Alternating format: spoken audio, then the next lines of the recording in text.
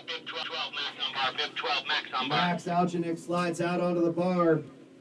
He's given up 7.5 meters to Caleb.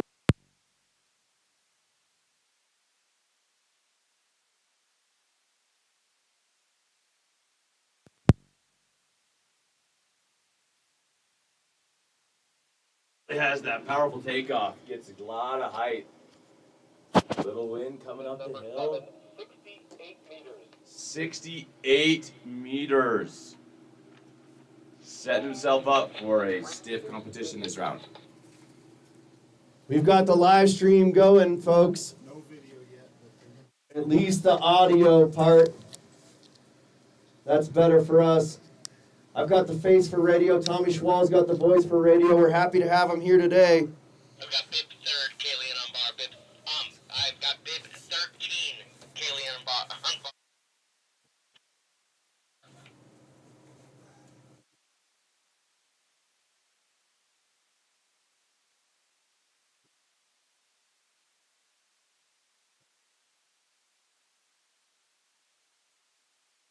All right. Hearing the cheers from the crowd, laying down a solid jump. Will it be enough to advance? I think that was Kalian's best jump of the weekend. Bib number 13, 57.5 meters. 57.5 meters, Kalian. That was awesome.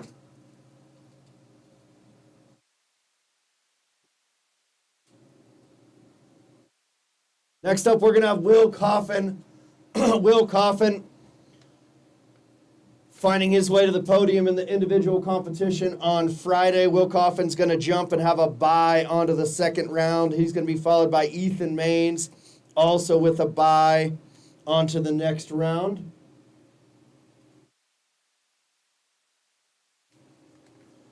We talk about those firm conditions out there, Tommy. We were talking about having a little Will is a bye. side competition for best style across the finish line, through the finish corral, who can shut it down safely. We also had quite an adventure for athletes finding their way up the Palma. I think the crux of the deal was getting off the Palma. He's ready. I heard Davis Miller was up there with his crampons on, catching athletes as they came off the Palma yesterday. Oh my gosh, the end of the season competitions are so fun. Easy to take it light, have some fun. I fondly remember March ski jumping down here at Howelsen. I got bib 16, Ethan is on bar. Bib 16, Ethan. Ethan Maines is on the bar. Ethan Maines is a scratch. That's a term we borrow from golf. Handicap of 0. As Ethan moves on to the next round with his bye there, when he faces competitors, he's going to be giving up a whole lot of distance. Bib number 16, 68.5 meters. 68.5 meters, yeah. Scratch ski jumper. That means you got to lay it out there. No room for error. Nice jump. Next matchup is going to be Caleb Seegers facing off against Galen McCusker. Caleb will be giving up 1 meter, just 1 meter to Galen McCusker. Caleb Seegers, Central Division. Caleb McCusker, Eastern Division. Here comes the sun. Doo-doo-doo-doo. I've got bib 17, Caleb. Bib 17, Caleb on bar.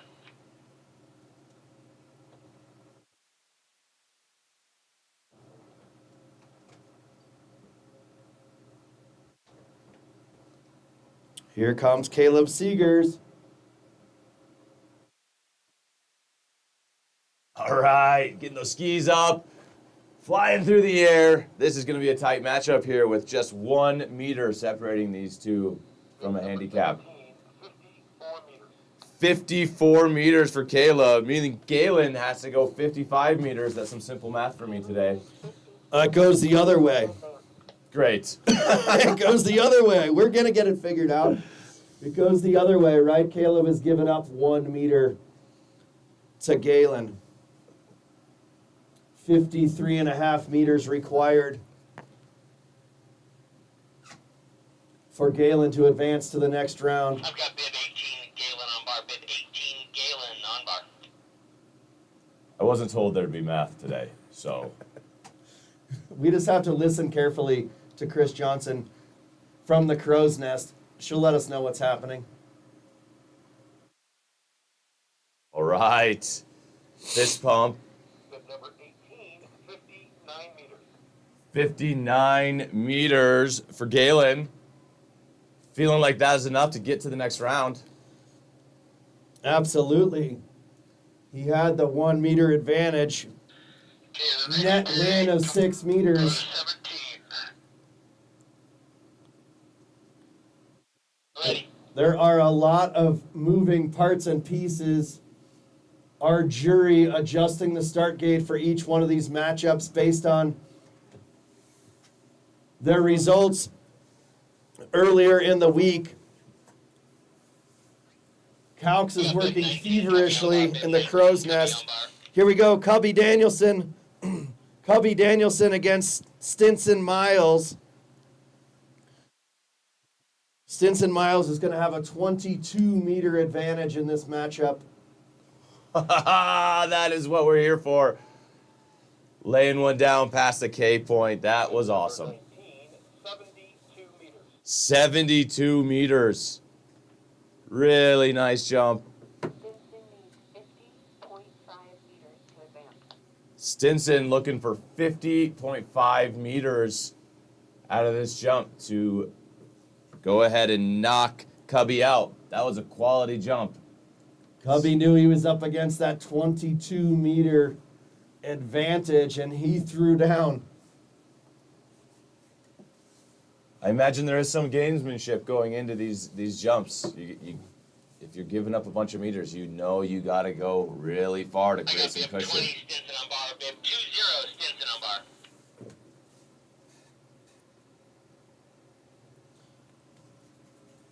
Stinson Miles, Team Beast, Eastern Division athlete. Stinson ever stylish, no matter the jump. 39.5 meters. 39.5 meters for Stinson. That's going to send Cubby Danielson into the next round, Okay, I think we're jumping to 13. where he will match up against our next athlete who has a bye, Simon Walker. Bib 21, Simon Walker is a scratch. He's gone. So we would then be on our pairing 13. What would you like? Correction, I think that's going to send Cubby into the next round, as Simon Walker is a scratch today. We're going to have Elisa Whiting against Isla Scheel. Elisa Whiting out of the Central Division, Isla Scheel, Eastern Division. Elisa's going to be giving up 14 meters to Isla.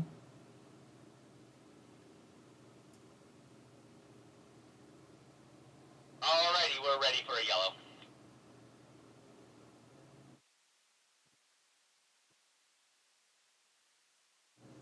Hopefully there's a big giant bracket up there at the start.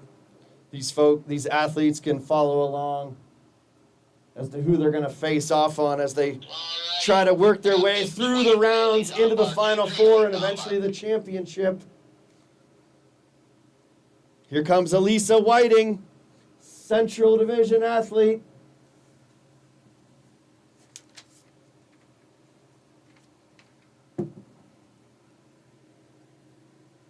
Oh, yeah. Reaching down to that K point. Number 23, 65 meters. 65.5 meters for Elisa. A little wobbly in the air, 51.5 meters to advance. but still a solid jump. 51.5 meters is what Miss Scheel needs. Isla Scheel, it took me a while. Beautiful name there, Isla Scheel. Sorry the announcers like to I got butcher it. bib 24 Isla on bar. 24 Isla on bar. Isla Scheel in the house.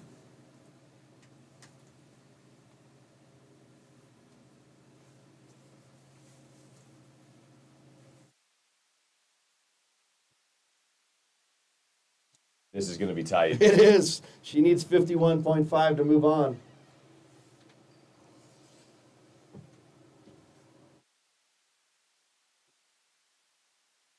Number 24, 55 meters. 55 meters for Isla. Okay, Chad. Let's see. We're at Spencer. 14, 15. That's going to advance Isla Shield We have Spencer here. on to and the looking next like he'd round. like to go from 14. In the next round, she's going to face Spencer Jones. Spencer Jones getting a bye, getting a kind of a trial jump here.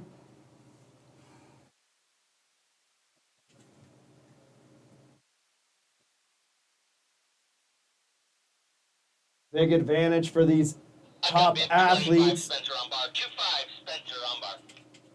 Kind of getting the bonus trial round. Also a nice opportunity for our jury to kind of test out some start gates for these athletes.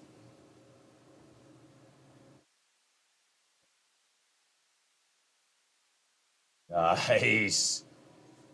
Yeah, I'd love to see these long jumps. Good to get those in now. It's going to get easier 69.5. as the day progresses. Landing hill gets a little softer, a little easier to lay some big jumps down. 69.5 meters for Spencer. Spencer's going to face Isla Shield in the next round. Right now, we've got Arthur Killer Keller matched up against Sebastian Christie. Copy. Arthur's going to be giving up 9 meters to 20 seconds, Sebastian. we'll be ready for yellow. Arthur out of the Rocky Mountain Division. We're ready. Sebastian Christie, Eastern Division. It is ski-free Sunday here at Howelsen Hill today, folks. Stick around. Get your alpine gear, telemark gear, snowboard, whatever you like on. 27 Arthur on bar. 27 Arthur on bar 17. Either hope and pray for that sun to soften things up or maybe really sharpen those edges. It could be firm. Here comes Arthur Keller. Arthur, ooh, getting close there at the fall line, but keeps it on the slick side. Good job. See the skis bouncing a little in the air. 27, 64.5 meters. 64.5 meters for Arthur. Sebastian needs 56 meters to advance. Looking like 56 meters for Sebastian to advance.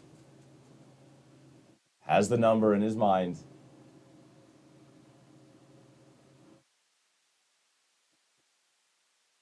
Really fun to see in this elimination style format. I got bib 28 Sebastian. The jury has Bib the 28, ability Sebastian to on bar. adjust the start gates, and we're seeing some longer jumps out of our mid-pack athletes.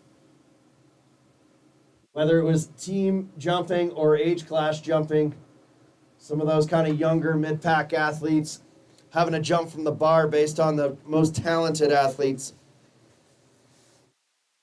Arthur Keller getting down there 64.5 meters. See what Sebastian did.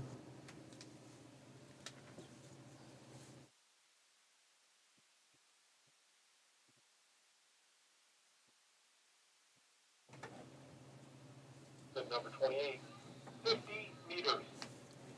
50 meters on the button for Sebastian. Looking like we're going to have Mr. Arthur Keller in the next round. Coaches are thinking Liam out of 12. Arthur Keller is going to be facing off 50.5. 50.5 meters. against Liam DeMong. In the next round, we're going to have Liam Copy. Liam going out of 12. He is ready. up next. Liam DeMong taking home the gold medal in the individual Nordic combined competition. Got a chance to talk to Billy the other day over at the Treasure Pioneers Got bib Museum. 29 Liam on bar. I got bib Really 29 Liam on bar. Complimented Liam's focus this year.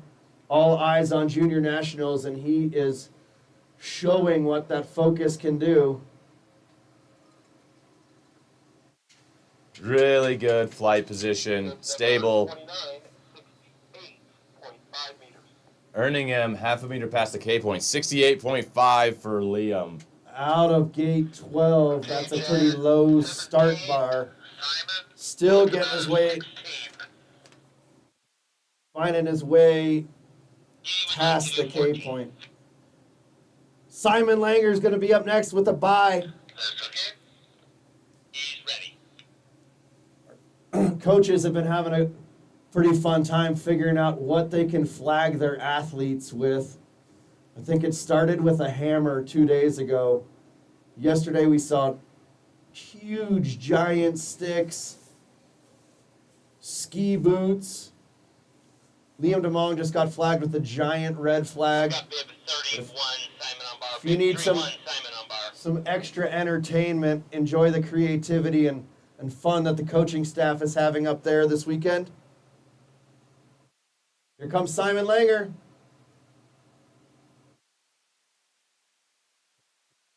Nice stable jump, Simon.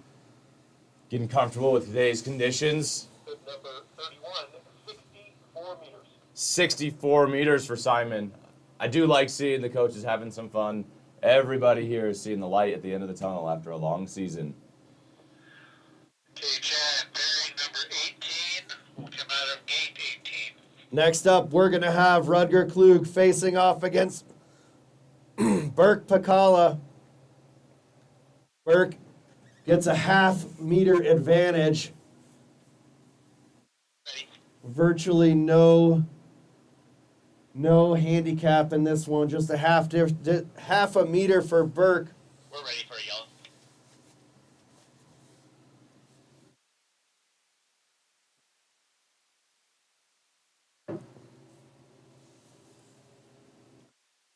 This is going to be Rudger Klug, Park City ski and snowboard athlete. I've got bib 32, Rutger on bar. Bib 32, Rutger on bar. I can comfortably say I've never seen a coach's flag as large as that in my many years of watching this sport. I really like it.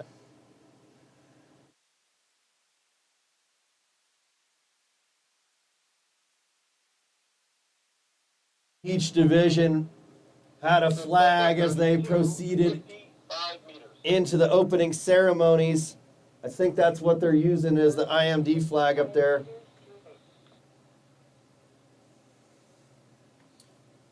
$55 meters for Rudger Klug. Burke Pacala needs to equal that at 55 meters. He's got a half-meter handicap here.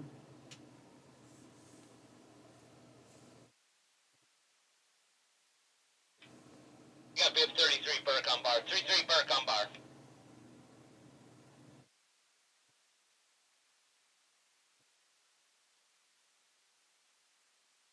Burke's fan club was cheering him on loud and proud yesterday at the Brent Romick Rodeo 33, Arena. Burke is on bar.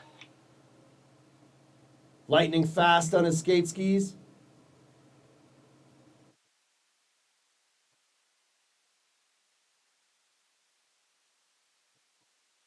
All right. Happy with that jump. Was a good one. These conditions are really favorable to some nice jumps. Seeing a little stronger wind at the bottom, lighter at the top. Bib number 33, 60 meters. 60 meters on the button. Really nice jump. Okay, Chad, McKenzie, come out of 15. Next matchup's going to be I Big won't Mac. say what she said. Sadie is a scratch. Mackenzie Maines. Gone, scratch, scratch. Mackenzie Maines has a Mackenzie bye. is Sadie ready. McCrank is a scratch.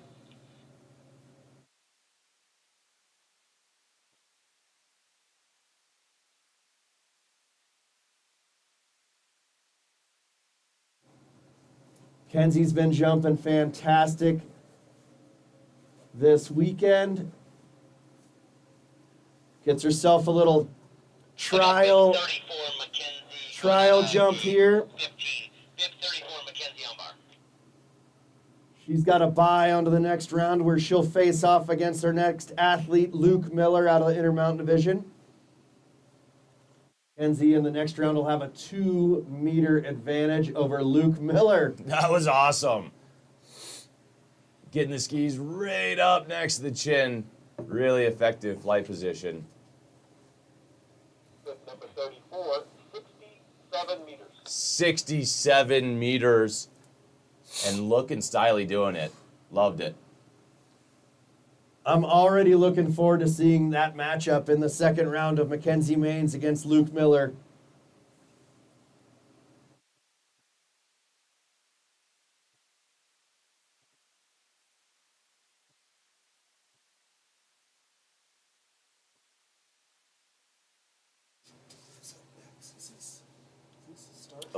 Luke Miller's up next. Okay, Yeah. Chad, Luke Miller, gate 15. He wants 14. That's fine. He's ready. Pretty interesting mental game going on up there between our athletes and the jury. Seems like that in-run might be pretty fast today. Athletes electing to start I got bib 36, Luke on bar. Bib 36, Luke. maybe a bar lower than the jury is thinking. Just getting their trial in. Nice work, gents. Thanks, Bruce. Luke.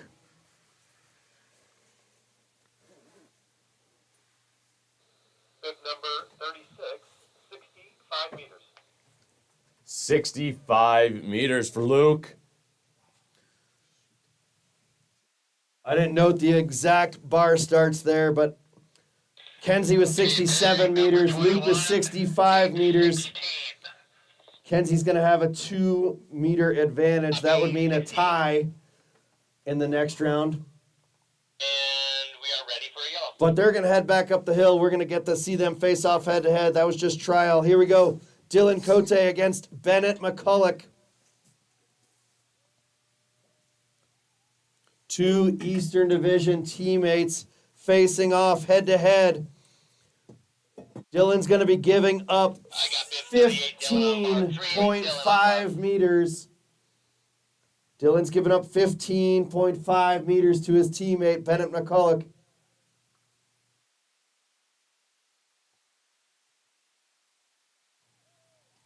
All right. Love to see a telemark here. That's just good habits. Doesn't count today, no style, but counts with the judges. 63. I mean the coaches and the fans. 63.5 meters. Bennett needs 48 meters. Correction, that was 63 meters. 63 meters even. 63 meters even. Sorry for that. I think that's going to mean that Bennett McCulloch needs 47.5 meters. I got bib 39, Bennett on bar. Bennett McCulloch, Eastern Division athlete, team beast. 47.5 meters required to move on to the next round. Here comes Bennett.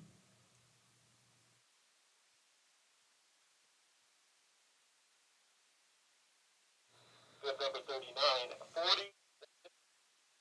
41 meters for Bennett. Coming in, getting the skis on that hard snow. I feel for these athletes. Okay, Tough Chad, landing hill right now. Jacob Larson, number pairing 22, 15. Jacob Larson, Central Division athlete, has a bye in the next round. He will face Dylan Cote in the next round. He's ready.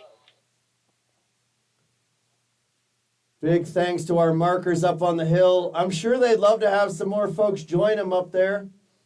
Looks like one of them might be leading a little workout routine to stay warm and stay I got bib loose. 40, Jacob on bar. 40, Yeah. Jacob on bar. Tim Baldwin says, come up and join the markers.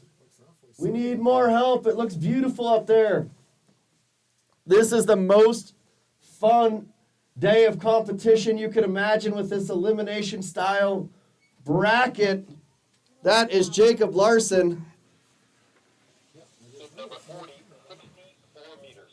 64 meters for Jacob. Safe this round as he has a bye. Getting a little comfort, getting used to what's happening out there on the hill today. Okay, pairing 23 out of 18. Okay, flying Flynn Oslowski, Rocky Mountain Division athlete, And we're ready. is going to be facing off against Wesley Leonard, Eastern Division athlete. Flynn giving up 9 meters to Wesley Leonard.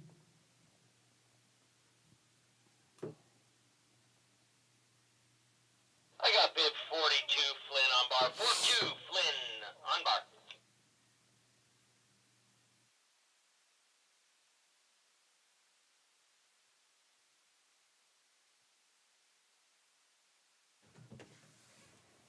Flying Flynn Oslowski, one of our U14 athletes here at the Steamboat Springs Winter Sports Club, competing in his first junior national championships.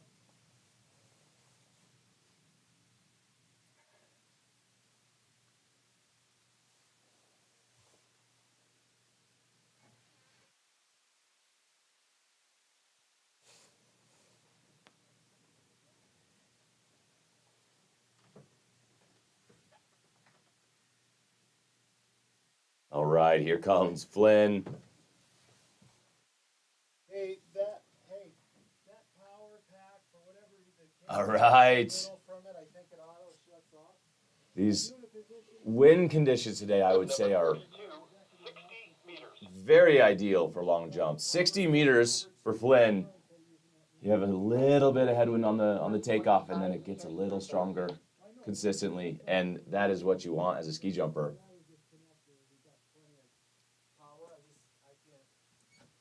I got the cords already here on the deck. Just need to run. Okay, I think Wesley Leonard needs 51.5. 51.5 in order to advance to the next round.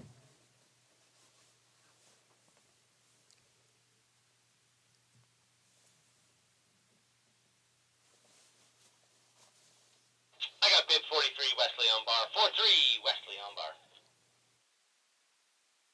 Wesley Leonard, Eastern Division athlete. Sounded like it was quite the game of ultimate frisbee for these East Rocky and Intermountain athletes after dinner over on Venata Field. Love to hear how these kids just love spending time with each other.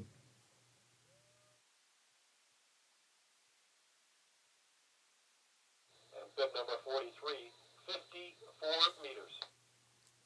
That's 54 meters. Okay, bearing 20. Austin looks like he's taking his bye. Miles looks like he's taking his bye. So the next 6. Sounds like Wesley Leonard moves on. Austin Johnson has a bye into the next round. We'll see him in a little while. Same story for Miles Warnke. We are on to Donovan Tolley and Sebastian Eisenbart.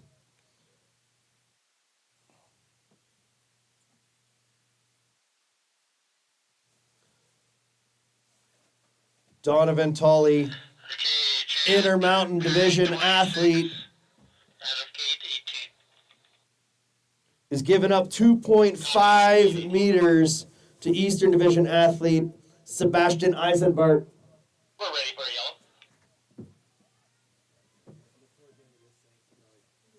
yellow. I mentioned it earlier, but Donovan Tolley teaming up with Liam DeMong yesterday for the gold medal in the team Nordic Combined Division. I got bib 47, Donovan on bar. They were working together as a team a little bit in the individual competition Friday as well. As Liam lapped Donovan, Donovan hung on like a champion.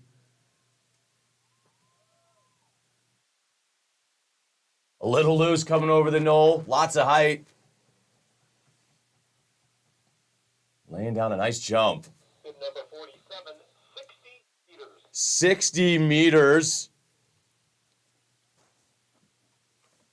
Sebastian needs 58 meters to advance. That is 60 meters. Look like Sebastian needs 58 meters to advance.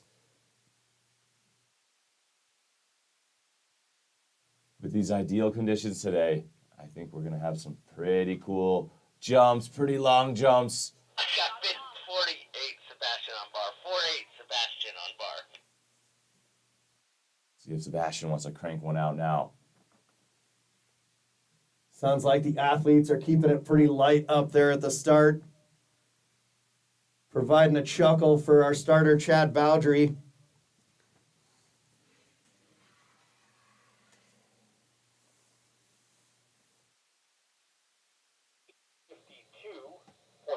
meters. That's 52.5 meters for Sebastian. That's going to be Donovan Tolley moves on to the next round where he will face Miles Warnke. Donovan's going to have a 14-meter advantage against Pac-Man Miles Warnke. Right here, right now, we've got Isaiah Langer against Paisley Rancourt.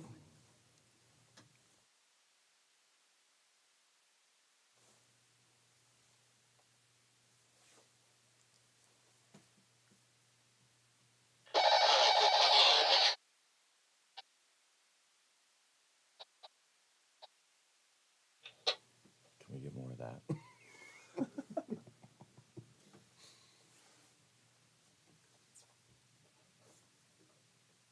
We're ready. Looks like maybe we have some of our athletes who did not advance onto the next round making their way up to the start gates to cheer their teammates on.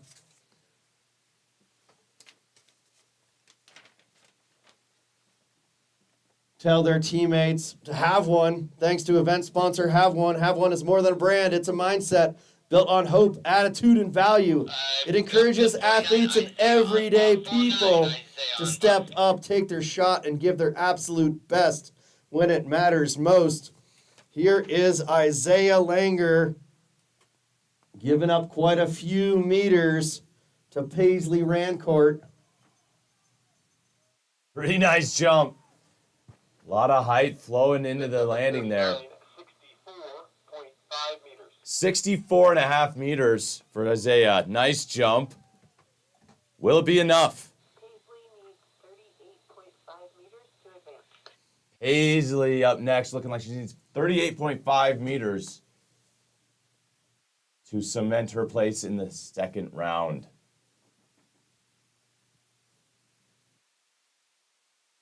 Who is going to face off against Seth Rothschild in the next round? Seth has a bye into the next round. 50, Paisley on bottom. It's going to be 5-0. either Isaiah Langer or Paisley Rancourt.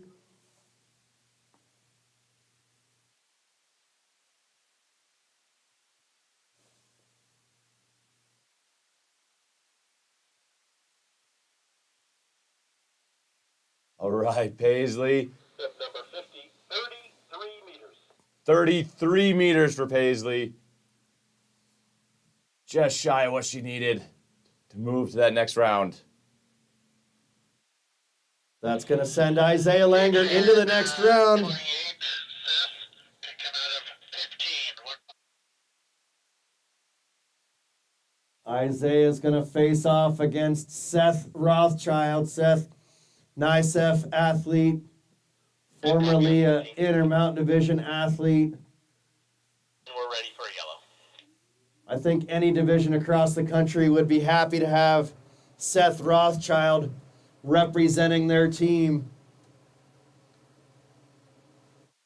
Always known for bringing the fun and keeping it light, and is having his absolute best year of ski jumping I've ever seen. I got bid 51, Seth on bar 5-1. I thought yesterday's team competition was his best day of jumping at Howelsen Hill on the HS 75. He told me it wasn't. What do I know? Right. Love that flight position. Cocking those ankles really hard. Step number 5 meters. 65 meters for the warm-up round here for Seth.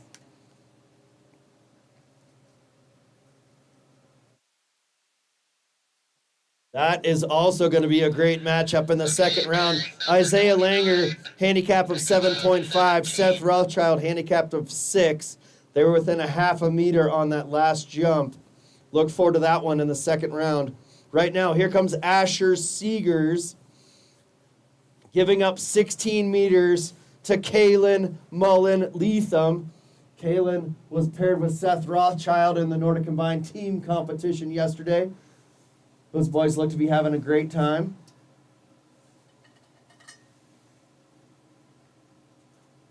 Good copy on 17. We are ready for a yellow. Asher Seeger, Central Division athlete. Kaylin Mullen-Leatham, Eastern Division athlete. We are into the last 4 pairings in the first round. I got bid 53 Asher on bar. 5-3 Asher on bar. This is Asher Seegers.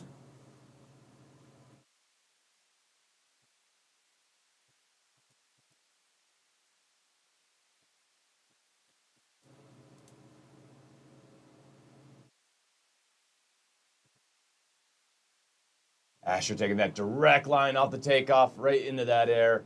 Skis bouncing a little bit as Asher lands close to that 60-meter mark. 53, 55 meters. 55 meters for Asher. 55 meters. 9.5 meters to advance. That means Kaylin needs 39.5 meters to advance.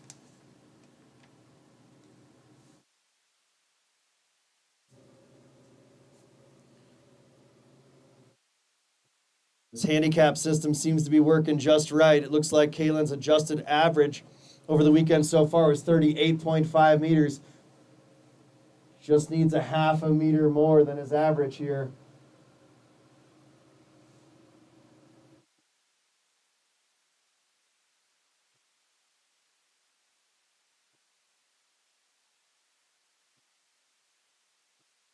I got bid 54 Kalen on bar. 5-4 Kalen on bar. Here comes Kaylin Mullen-Leatham.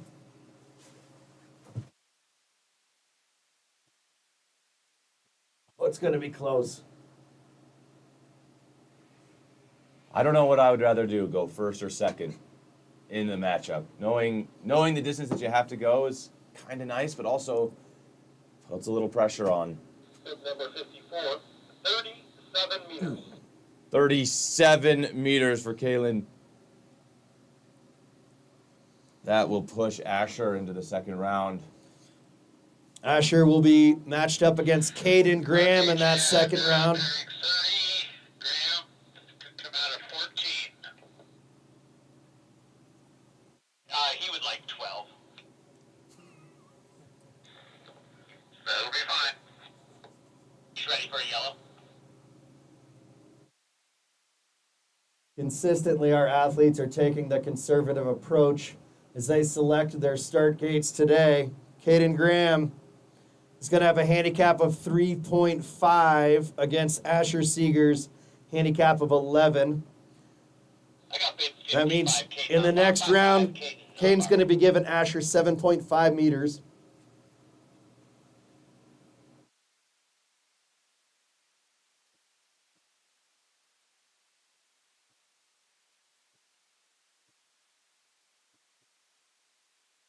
All right, getting comfortable on today's hill, today's conditions, today's snow and wind.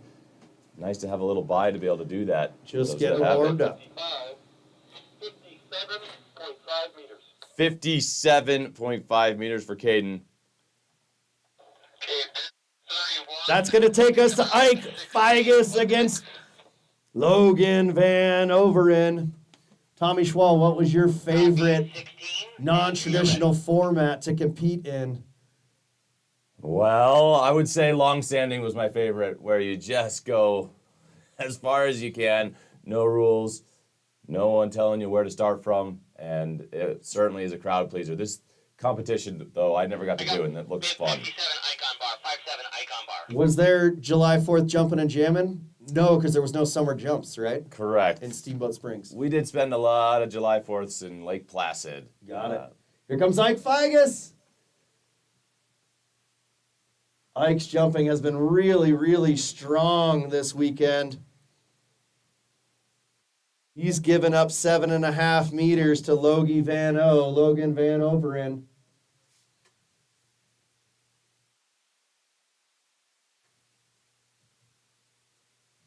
Have you been back in town for jumping and jamming? Number 57, I- 57 meters. I have missed it, but I do plan to be here now that I live here, so I'm Logan excited. needs 49 meters to advance. That was 57 meters for Mr. Ike. 58, Logan on bar. 58, Logan on bar. That means Logan Van Overen needs 49 meters to advance. Jumping and jamming has really turned into an incredible event here at Howelsen Hill. It's the largest crowd we get for ski jumping. Couple thousand people, food trucks, beer tents. Number 58, 44 meters. That was 44 meters for Logan. That's going to send Ike Figus into the second round. There's a big cash purse We're going to have a 5-minute on the line as well during jumping and jamming. All right, folks, we have a 5-minute break. 5-minute break between rounds as we recalculate, rejigger the brackets. Up next, we're going to have Nico Baldry facing off against Theo Givnish to start us off in the second round.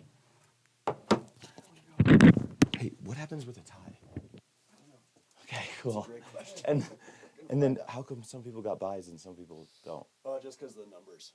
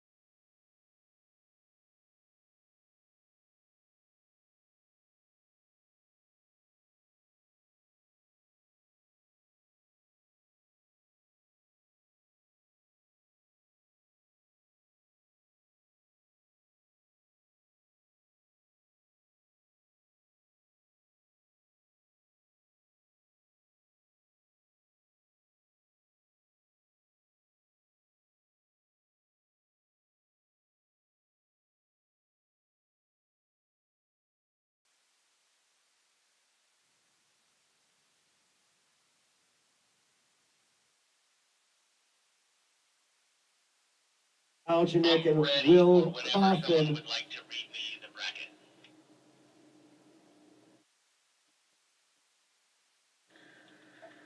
Okay, you ready?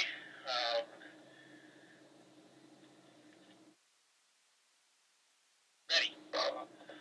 Okay, Nico will be going against Theo.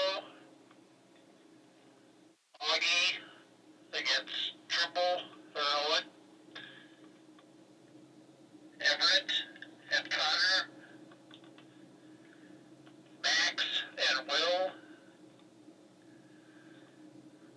Ethan and Galen. Then we got Isaac and Simon. Elisa and Spencer. And Arthur and Liam. All right, folks. It looks like I may have missed one earlier. I think we have Elisa Whiting. Elisa Whiting advances over Isla Shield. Mackenzie and Luke. Dylan and Jacob. Wesley and Austin. Miles and Donovan.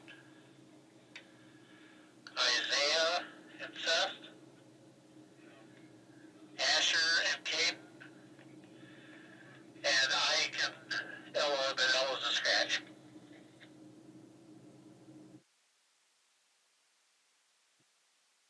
Okay, I got Nico, Theo, Augie, Owen, Connor, Everett, Max, Will, Ethan, Galen, and then my question on this one, was it Isaac Danielson versus Simon Walker? Oh, that would be a bye. Copy. Elisa, Spencer, Arthur, Liam, and then let me flip over. I don't have Simon Langer against who? That'd be Dirk. And Luke Miller is against Mackenzie. Is that right? Correct. All right, The our next one is competition Dylan staff and and Jacob. jury just dotting the I's and crossing the T's. We're just a few minutes from getting started here. Miles and Donovan. Thanks again to our event sponsors of the 2026 Ski Jumping and Nordic Combined Junior National Championships. And Kate. Thank you to the staff of Steamboat Springs Winter Sports Club and all of the volunteers who help make these events possible. Good copy Special on all thank that. you Are we gonna to wait all of the for supporters of the Kate, Winter which Sports I'm Club totally whose fine with going to first one. generosity helps us continue our mission to create champions on and off the mountain. Thanks to Have One, Barb Hendricks Real Estate, Hendricks team of Seek Real Estate, proud to support the next generation of athletes in Steamboat. Thanks to Nordic Combined USA, building the future of Nordic Combined, dedicated to growing a sustainable Nordic Combined program, developing athletes, fueling Team USA success, and inspiring the next generation. Thanks to USA Ski Jumping, courage, confidence, character. USA Ski Jumping strives to instill these values in athletes nationwide. Fly high with us as we aim to make the U.S. one of the best ski jumping countries in the world. Swanee Performance Gloves. With over 100 years of glove-making expertise, Swanee is proud to be modernizing its style and partnerships. Any hand, any mountain, any weather. Alley Hall Photography. Alley Hall is a Steamboat Springs-based photographer specializing in outdoor sport, backcountry, and product photography. Thank you to Allie for taking photos during the event. Find the link to the photos in the event WhatsApp and the card in your registration bag. Thanks to Steamboat Springs Winter Sports Club, who is proud to host the 2026 Ski Jumping and Nordic Combined Junior National Championships. SSWSC provides sports and youth development programming for nearly 1,200 athletes in Steamboat Springs. The mission is to create champions on and off the mountain. Founded in 1914, SSWSC is one of North America's oldest and most successful winter sports clubs. Looks like we've got four jumper B, Cooper Bowdry. Bowdry getting ready to go here. Founded in 1914, SSWC is one of North America's oldest and most successful winter sports clubs, serving tens of thousands of athletes for over a century, including 108 Olympians. U.S. Ski and Snowboard named SSWSC Club of the Year 5 times more than any other club in the country. Right, we are just about ready to go. Get started in the second round of this There's a elimination question about is there tournament gate bracket. compensation if one of the jumper chooses to then move down a gate or two? No. If it's We're in our second round. Final four will be our 5th round, followed by the championship. I believe this is our round of 32. Round of 32 athletes here. Group 1 is Nico Bowdry, Theo Givnish, Augie Rupke, okay, so Owen first line Trimble, going out of gate 12, we are Connor ready Van for a Over, yellow. and Everett Baldwin, Max Algenik, Will Coffin.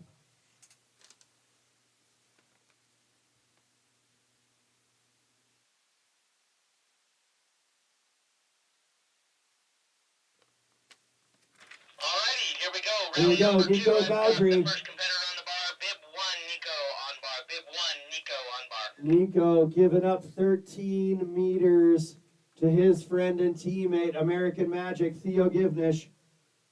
First time I've ever seen back-to-back Bowdry ski jumpers way down the hill. Yeah, that's good. Love that jump past the K point with a little style in there. Learning that style actually does have a bit of a factor. We, if there is a tie, it does get broken by style. 65.5 meters to advance. All right, so that was 68 meters for Nico. 68 meters, leaving Theo with a little work to do. 55.5 meters. It I've just got takes Bib 2, Theo on bar. Bib 2, Theo on bar. 55.5 meters for Theo Givnish, American Magic, to advance.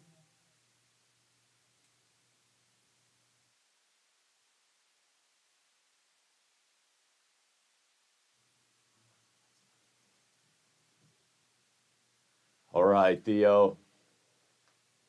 Laying that telemark in there. Good habits are good to have. I was always very keen on telemarks in practice, Bib no matter number what. 2, 49.5 meters. 49.5 meters, Theo. That sends Nico Bowdry into the 3rd round. Great weekend of competition for Theo Givnish, and his first junior nationals. Came right out of the locker room and threw down a 64-meter jump in the first round. A little more challenge there in the second round. Nico throwing down at 68. This is going to be Augie Rupke out of the Intermountain Division facing off against Owen Trimble. Owen will be giving Augie 2.5 meters. We are ready for a yellow.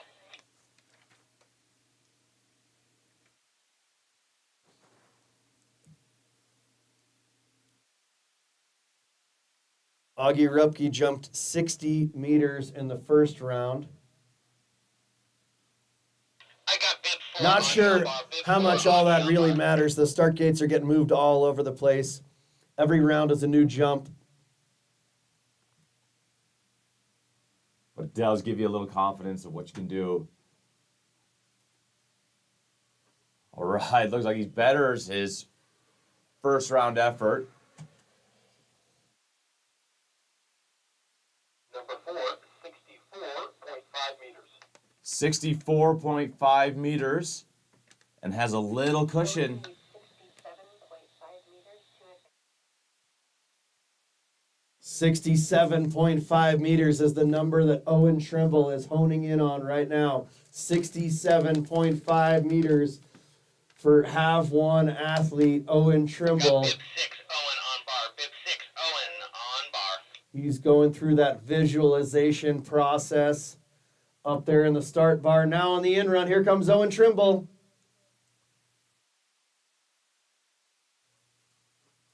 Yeah. Happy with that jump. feeling confident that there's going to be another jump in his day today. I like his aggressive takeoff. He gets in the air and just floats afterwards. 66.5 meters. Just 1 meter shy of what he needed. That's going to send Intermountain Division athlete Augie Rupke into the third round to face off against Nico Bowdry. Right here, right now, we've got Rocky Mountain Division matchup. Connor Van Overen against Everett Baldwin. Are you sure?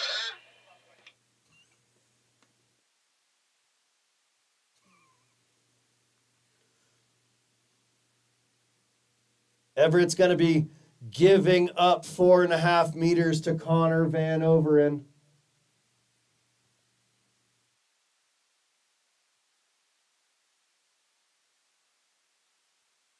Teammates, training partners, All right, good copy on 17. and we're ready facing for off head to head.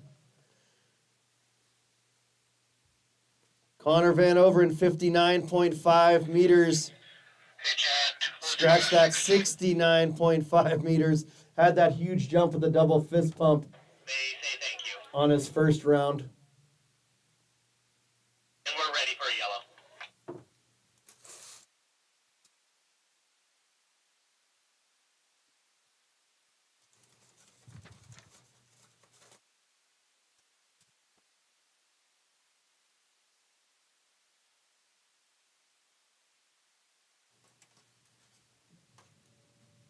I've got bib 8 Connor on bar. Bib 8 Connor on bar.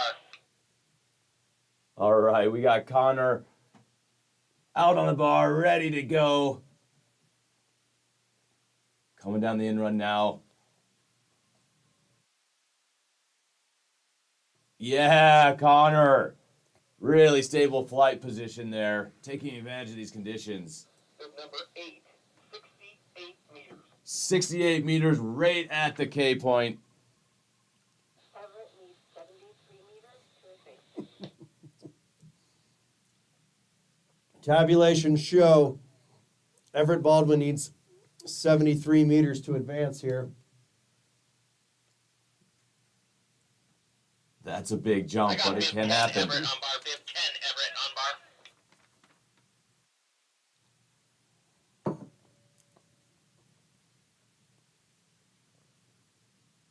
Here comes Everett Baldwin. All right. Really solid jump, but that was going to be a tough order to fill at 73 meters. 5 meters. 65 meters for Everett. Everett with a really strong finish to his season. Jumped great in Brattleboro. Really nicely at Western Regionals over in Park City a few weeks ago. And an all-around great performance this weekend here for Junior Nationals. But Connor Van Overen really stepping up today in the elimination format. Tough to battle against today. Get ready for We'll yellow. see him again in the third round. Here comes Max Algenik facing off against Will Coffin. Will is giving up 11.5 meters to Max Algenik. I got bib 12 Max on bar. Bib 12 Max on bar.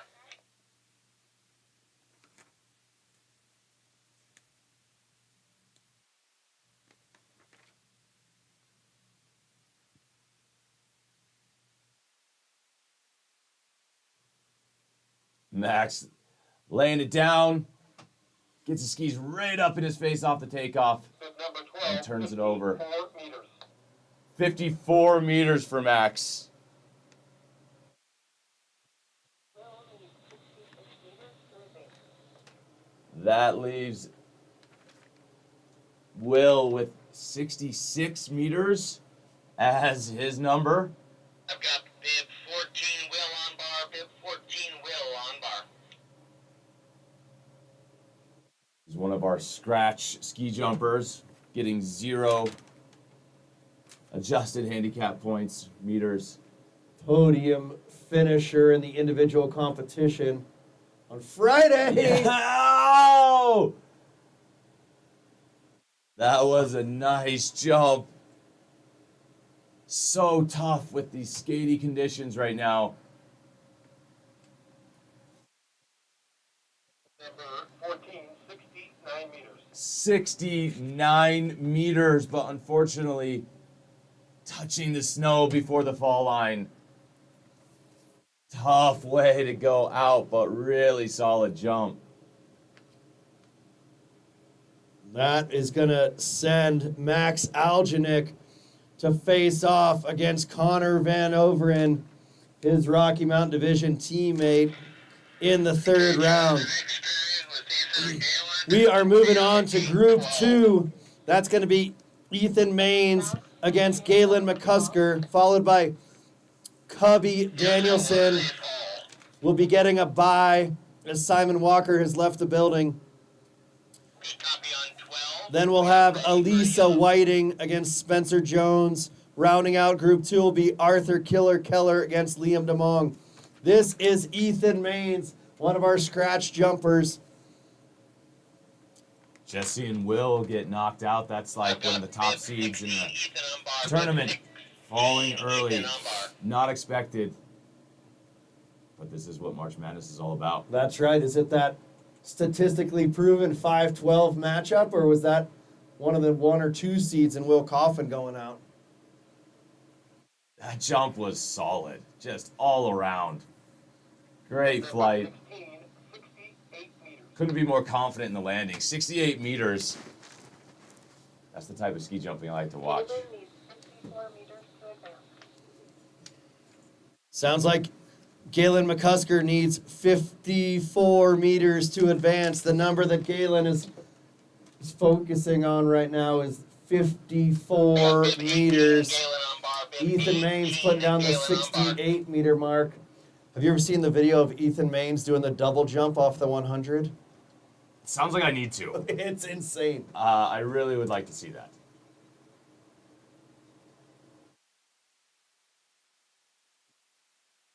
And I need an explanation. So Ethan essentially started at the top of the 100 in run, kind of sucked up the takeoff, landed at the knoll, and then 9 meters. popped and relaunched himself again and flew way down the outrun of the 100. Just amazing athleticism.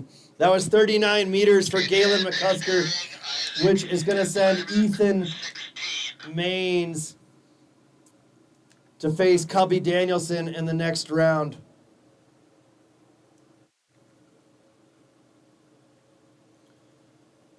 Good copy on 16, and we're ready for a yellow for Cubby. Cubby Danielson getting a bye here. He's going to get another trial jump as he prepares himself to face off against Ethan Maines in the third round. Cubby will have a 7.5 meter advantage against Ethan next round. I got bib 19, Cubby on bar. Bib 19, Cubby on bar.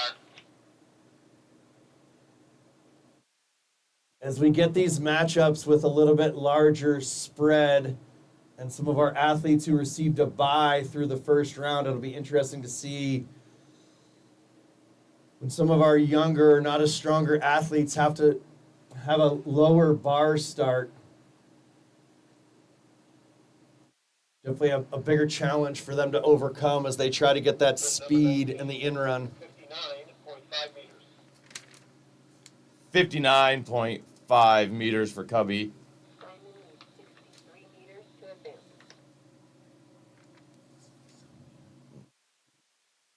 That's going to take us on to Elisa Whiting facing off against Simon Spencer is a Jones. scratch. Yeah, Simon Walker is a scratch. He is gone for the day.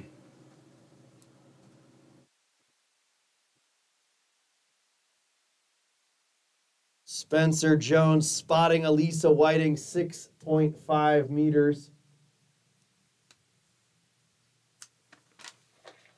Looks like we're getting started with Ski Free Sunday out here at historic Howelsen Hill. 14.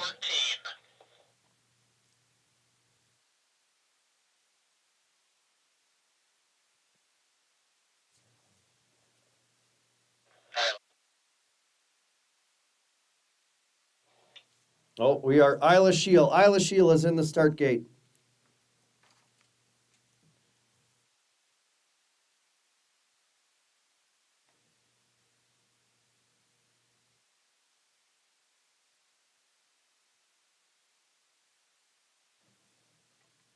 Okay, good copy on 14. And we're ready for a yellow. I think it's Isla, but I'm so confused now because I had Isla and then they said Elisa. Yep. Now they're back to Isla.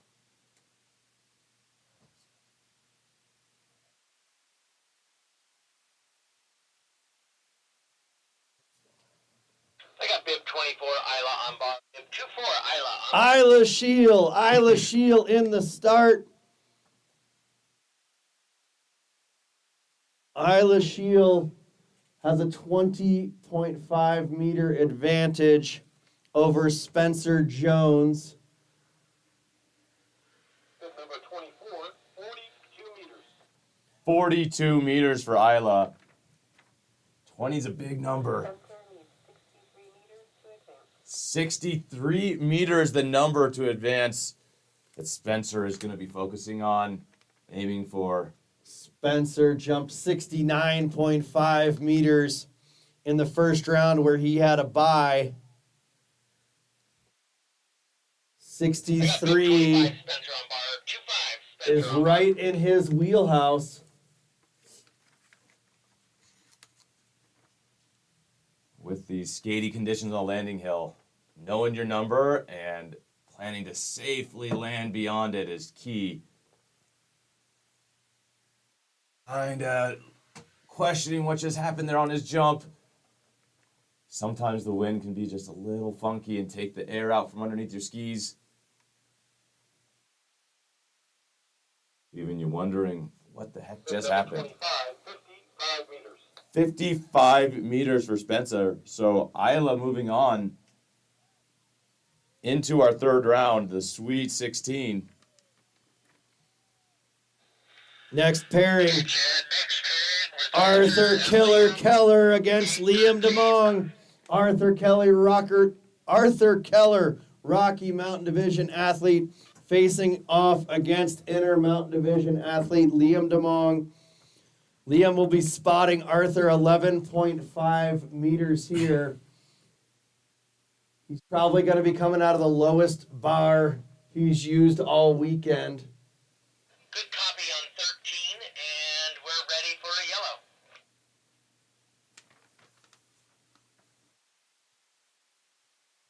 Many of Liam's jumps this weekend past the 70-meter mark.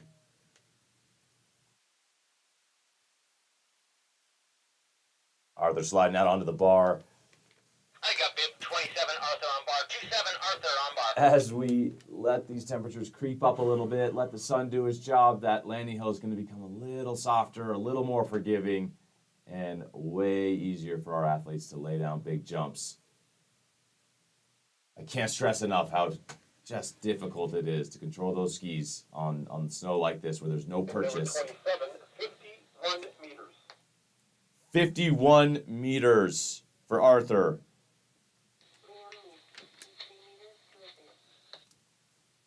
Liam needs 63 meters to advance. Liam needing 53 meters. 63. 63 meters to advance. Very much within his I've reach. got bib 29 Liam on bar. 29 Liam on bar. We said that in the last pairing, right? Correct. We said that in the last pairing. That's why we're out here watching it. That's why we fill out the brackets. Here comes Liam DeMong. Yeah, Liam seeing some conservative action here in the flight, just saying, hey, Bib number 29. I'm going to make sure I make it to the next round. Landing safely at 66 meters. Moving on. But every round is going to get tougher.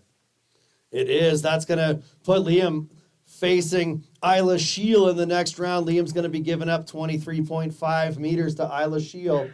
Anything could happen in the Sweet 16. Next turn with Simon and Burke. This takes us to group number 3. Simon Langer facing off against Burke Picala. And we're ready for a yellow. Big Mac Mackenzie Maines facing off against Luke Miller. I've been looking forward to that since we saw Kenzer jump.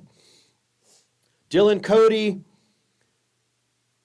Cote against Jacob Larson and Wesley Leonard against Austin Johnson. This is going to be Simon Langer as a scratch jumper facing off against Burke Picala.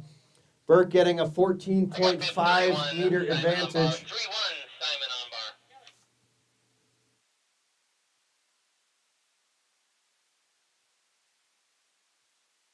Gets the wave from the coach, and we are off.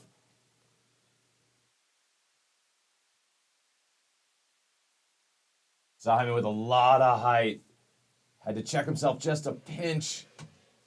Coming over the knoll. Number 30 meters. Earning himself 62 meters. 48 meters to advance. Burke needs 48 meters to advance. Had a 60-meter jump in the first round against Rutger Klug. This is Burke Picala, Eastern Division athlete. Got bib 33, Needs Burke on bar. Bib 33, Burke on bar. 48 meters. I wanted to say just 48 meters after his 60-meter jump in the first round, but as we've seen, anything can happen. The hill crew is out here trying to rake and scratch up that landing hill, soften it up just a little bit. This is going to be tight. Bib number 30 meters. Ooh. 49 meters. Burke advancing into the Sweet 16.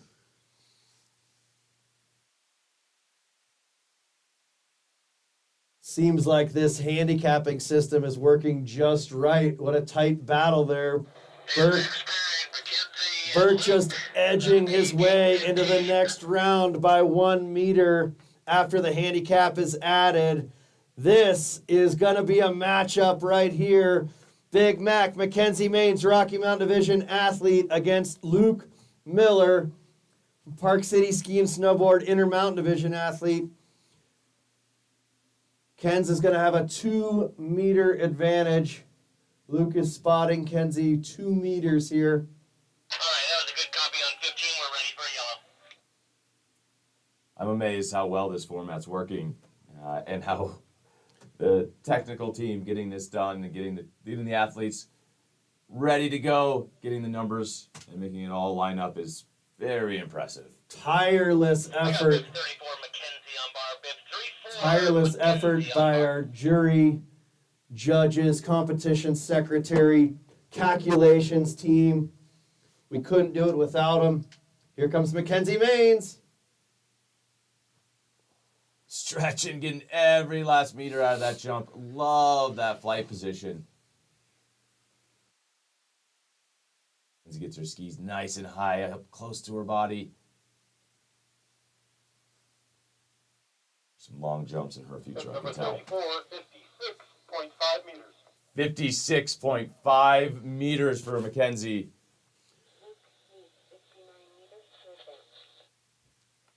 Luke needs 59 meters to advance. 59 meters to advance. When you were here on Friday, Tommy Schwal, we were talking about the family affair that ski jumping and Nordic combined is. As I look at the brackets, we're still quite a ways away, but it is technically possible to see a Maines final here. As we work through the bracket, we'll see where else maybe there's a Next bracket. sibling championship pending. Really nice jump. Definitely looking forward to some of those potential So, sibling Jim, for some rivalries. reason my radios are bleeding into each other. Next 9 out of 15.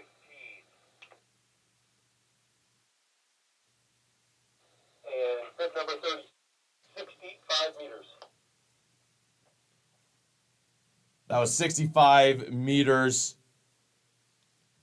I believe that sends Luke Miller into the next round. I think Luke Miller needed 59 meters. He jumped 65 meters there. Sorry, Kenzie, maybe I cursed you a little bit there and hoping for a Maines matchup in the championship. Luke Miller moves on. Great jumping by Mackenzie Maines all weekend. This is going to take Good us copy on 15. to Dylan And Cody. we're ready for yellow. Dylan Cote and Jacob Larson. Jacob spotting Dylan 7 meters. I got bib 38 Dylan on bar. 38 Dylan.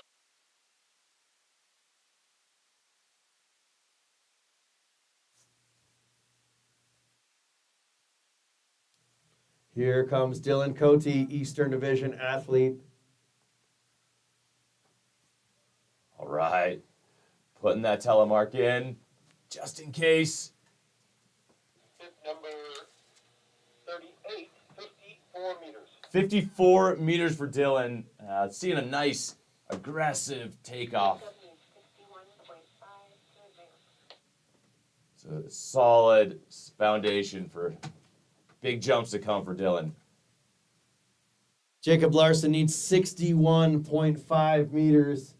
61.5 meters required for Jacob Larson to head to the third round. Jacob on bar. 40 Jacob on bar.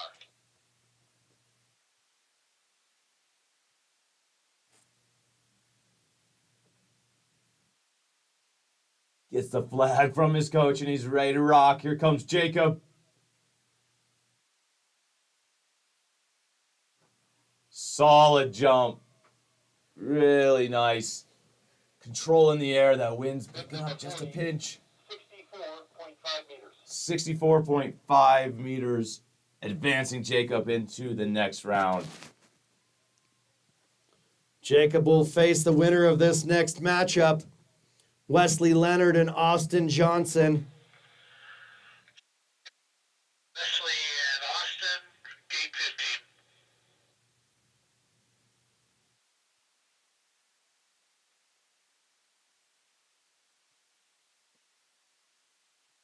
Austin spotting Wesley Leonard 18.5 meters. 18.5 meter differential on this incredible handicap system the team has established.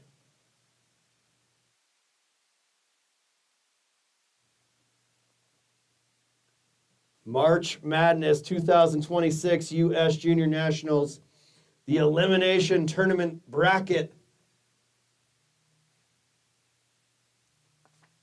We are almost 3/4 of the way through the third round. Sorry, second round. Adam or Austin. Gate 15. Yeah, copy on 15. We're working on something. Just a sec. This is our final pairing in Group 3. It's going to be Wesley Leonard and Austin Johnson.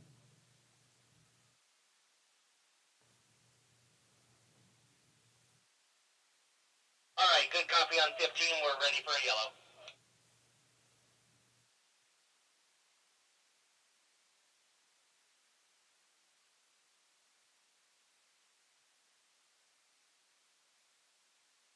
That 18.5 meter buffer here is a lot. Anything can happen.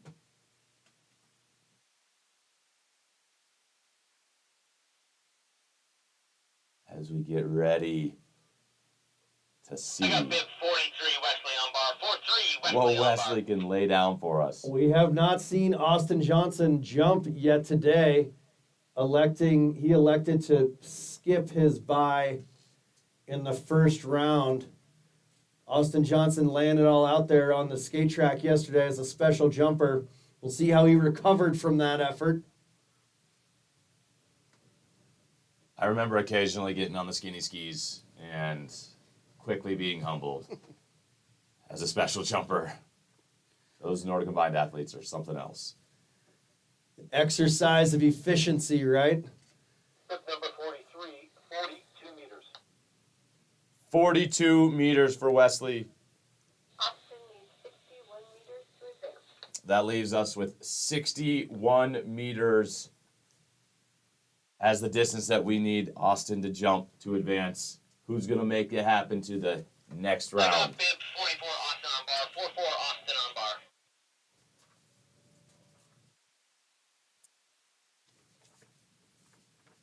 I know I'd be very sore if I cross-country skied yesterday.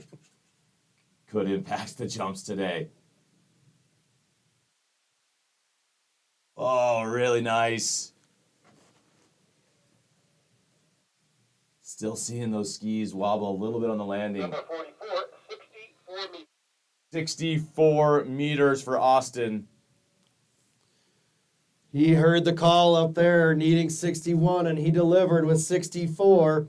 Austin Johnson on to the Sweet 16, where he will face off against Jacob Larson out of the Central Division. Okay, next tag. That takes us to Group 4, which is going to be Miles Warnke facing off against Donovan Tully, Isaiah Langer against Seth Rothschild, Asher Seegers against Caden Graham, and Ike Figus earning himself a bye into the Sweet 16.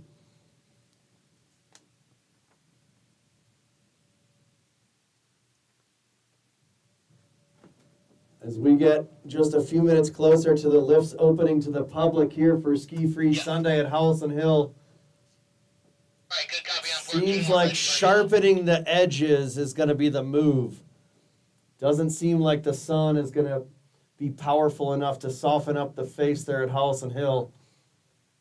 Make sure you've got that 3-degree bevel, a fine polish on your edges. 46 miles on bar. 46 miles on bar. Here comes Miles Warnke, Steamboat Springs Winter Sports Club athlete. He's going to be spotting Donovan Tully 14 meters. Really solid. Holding our 1 seed in this division. Tip number 46, 66 meters. 66 meters for Miles. We have seen a 1 seed fall Donovan needs already today. 1.5 meters to advance. Donovan needs 52.5 meters to advance to the next round. Miles Warnke, strong Good athlete, 47 Donovan on bar. 47 Donovan on bar. confidently navigating some variable conditions up there on the hill.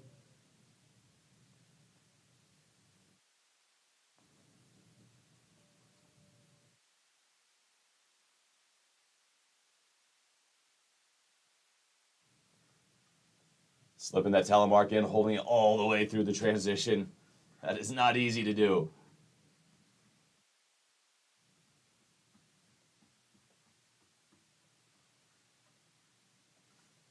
Tip number 47, 51 meters. That's 51 meters. I think that narrowly sends Miles Warnke to the Sweet 16.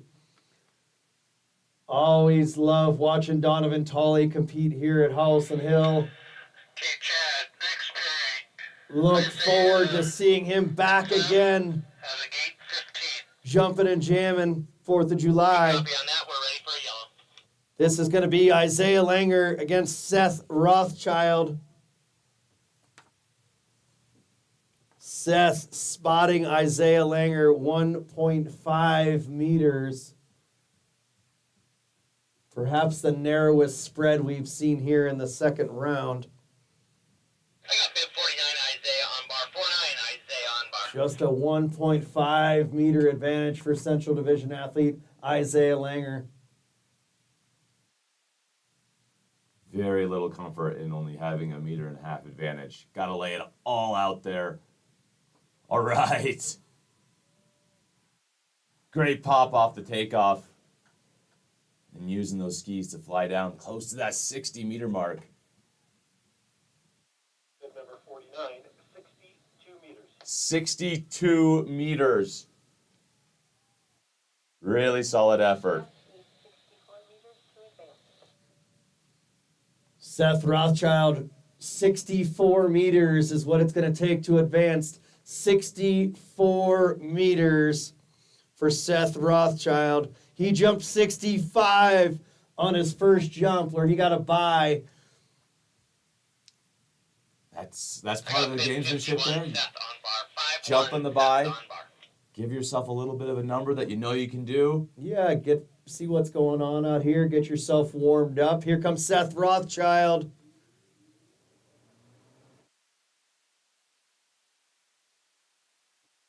Looks to be a little shorter than he jumped in the first round. Needs 64 to move on against Isaiah Langer, 62. Number 51, 55.5 meters. 55.5 meters for Seth. Moving Isaiah into the next round.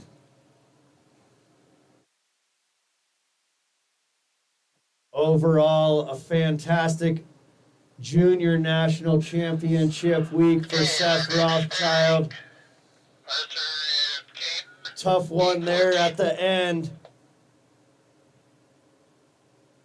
Wishes he had that trial jump in the second round. It looks like conditions are getting a little bit more challenging up there. Alright. Good copy on 14, and we are Seth was hoping I'd say, how do you like them apples? Here comes Asher Seegers facing off against Caden Graham. Caden Graham spotting Asher Seegers 7.5 meters. Alrighty, I got bib 53, Asher on bar, 5-3, Asher on bar. Checking out the bracket. Asher can advance against Caden Graham. Unfortunately, brother Caleb is already out. It's looking unlikely that we're going to see a sibling final.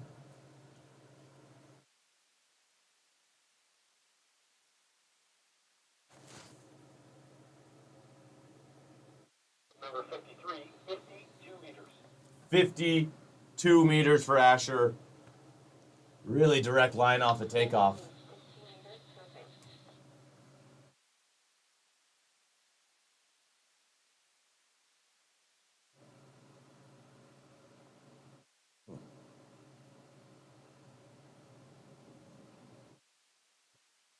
Just in from Calcs, I think Caden Graham needs 50 meters to advance. I got bib 55, Caden on bar, 5-5, Caden on bar.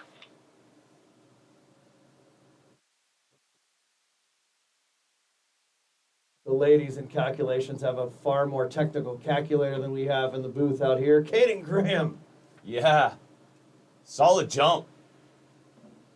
Sticking that landing confidently. 64.5 meters. 64.5 meters for Caden. That's a solid jump.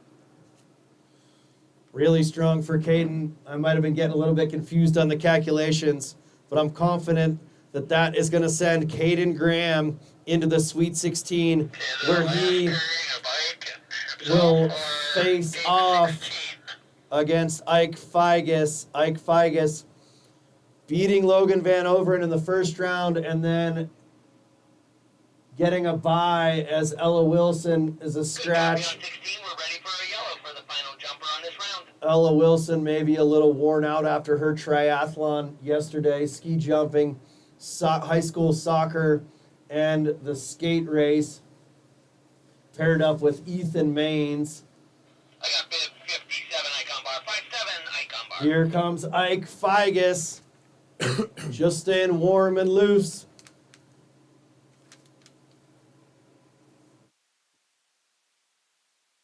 On Ike. Good work. Getting yourself ready for that next round where it all counts. 53 meters. 53 meters for Ike. Again, moving forward after beating Logan last round, but getting a little bit of a practice, a breather this round. Okay, we'll do another 5-minute break. Okay, folks, another 5 minutes before we move in to the third round, the Sweet 16. Thanks to our jury, Chief of Competition Glenn Jones, TD Jarrett Moe, Assistant TD Keith Hansen, Chief of Hill Todd Wilson. Even though there's no skate race today, huge thanks to Dave Stewart, our Chief of Cross Country Course. Thanks to the team at Howelsen Hill driving those snowcats, helping to preserve the snow on the skate course.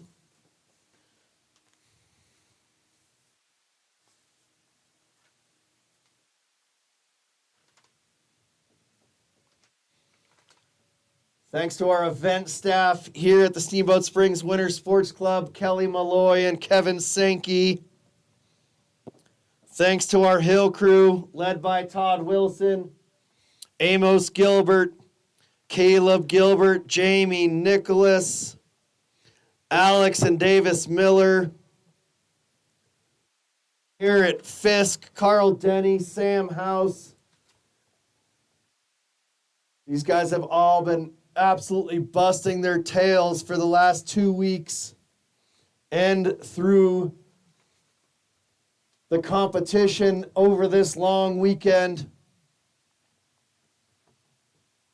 Mother Nature has not exactly been their best partner in crime, but they've rallied together to figure it out every morning out here before the sun comes up, trying to preserve the snow on the hill. As we've seen the snow around the HS-75 deteriorate over the weekend,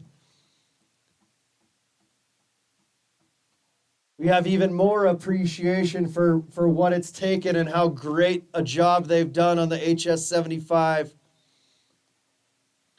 Trying to find a way, raking with all their might to soften up that landing hill, scratch it up just a little bit today. Going through the batteries on the drill just to put those pine boughs into the ice this morning. But it looks great. The athletes are having a wonderful time.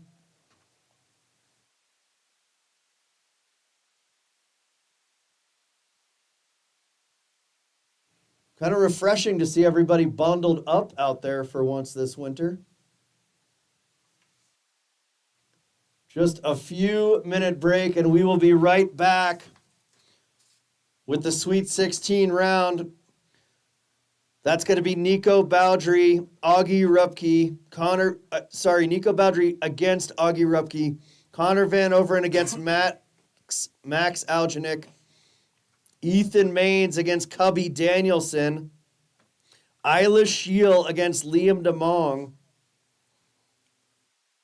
Bert Pacala against Luke Miller, Jacob Larson against Austin Johnson, Miles Pac-Man Warnke against Isaiah Langer, and Caden Graham against Ike Figus. The competition heats up as we move through the brackets. We will be right back in just a few minutes to get things going in the third round.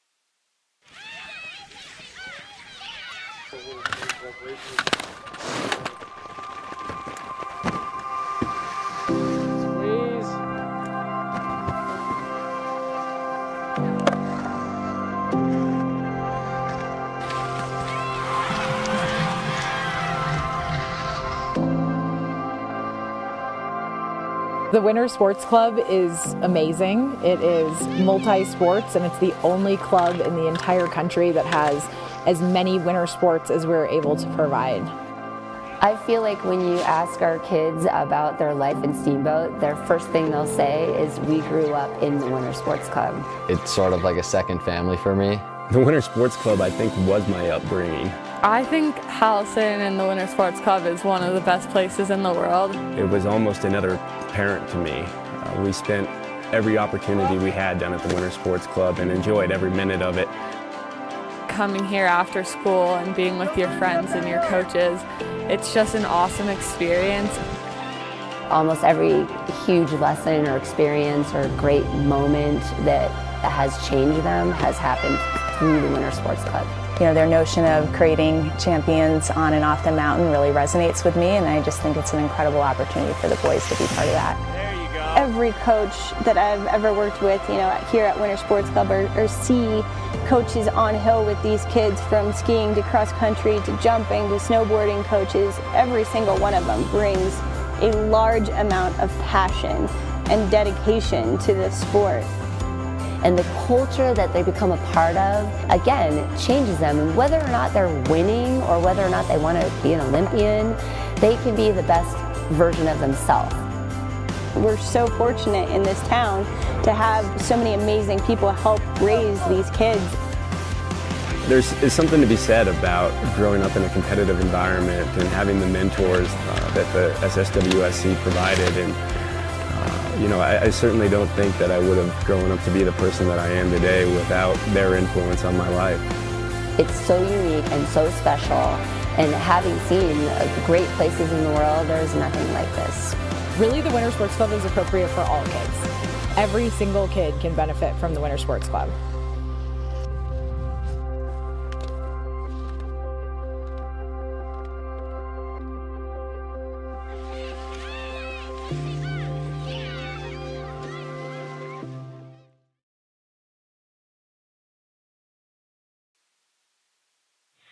We got a crew over here pressing glass on the magic carpet for Ski Free Sunday. Love that. We're ready for the first gate assignment. They got 3 minutes until that magic carpet opens officially. Gate 12. Okay, Nico Bowdry against Augie Rupke. Nico, our number 1 seed, scratch jumper against Augie Rupke. Augie's got 6.5 meter advantage here. Copy on 12. These athletes are going to be coming out of gate 12 here. We'll see if... Valkyrie, apparently.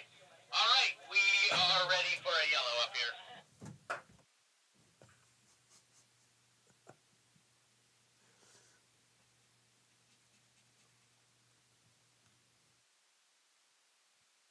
I can see that Fifth one, Nico on bar. Fifth one, pink Nico suit. on bar.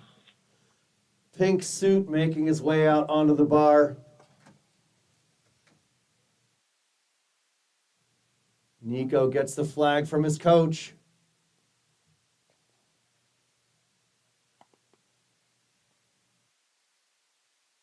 Oh, looked like just a little something off in the air there. And then putting the hands up saying, what the heck was that? I understand that feeling. 57.5 meters. 57.5 meters for Nico. Augie needs 51.5 to advance. Leaving Augie with 51.5 meters, his gap to advance. A little bit of an opening here in our first matchup in this third round. Most of Nico's jumps this weekend have been in the 70s. Really strong, consistent jumper. Here comes Augie Rupke. Slapping that telemark in there for safe keeping. Or the tiebreaker. Correct. Just in case, and he may need it.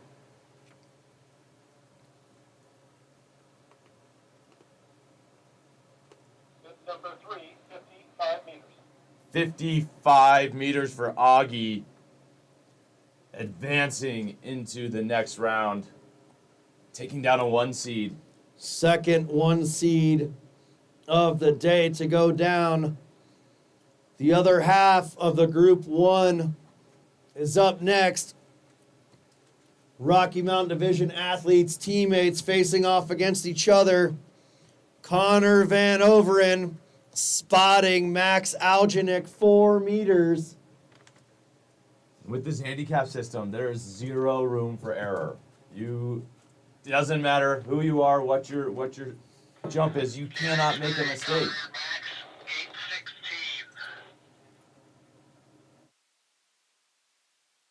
These athletes will be coming out of gate 16, the last pairing coming out of gate 12, as Nico was in there as the number 1 seed in the Group 1.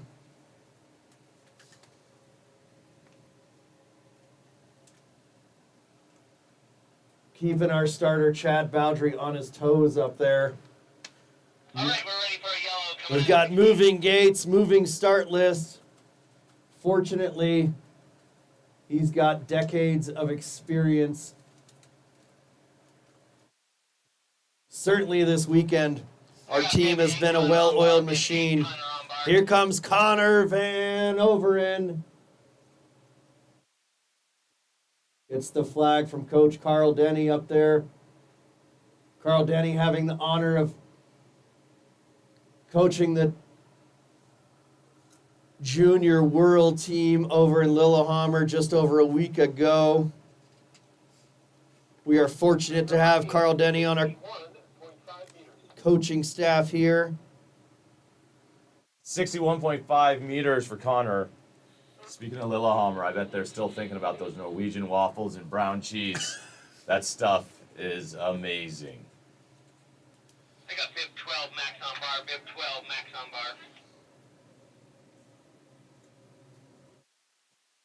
We got Max coming up next. Gets a 4-meter buffer here.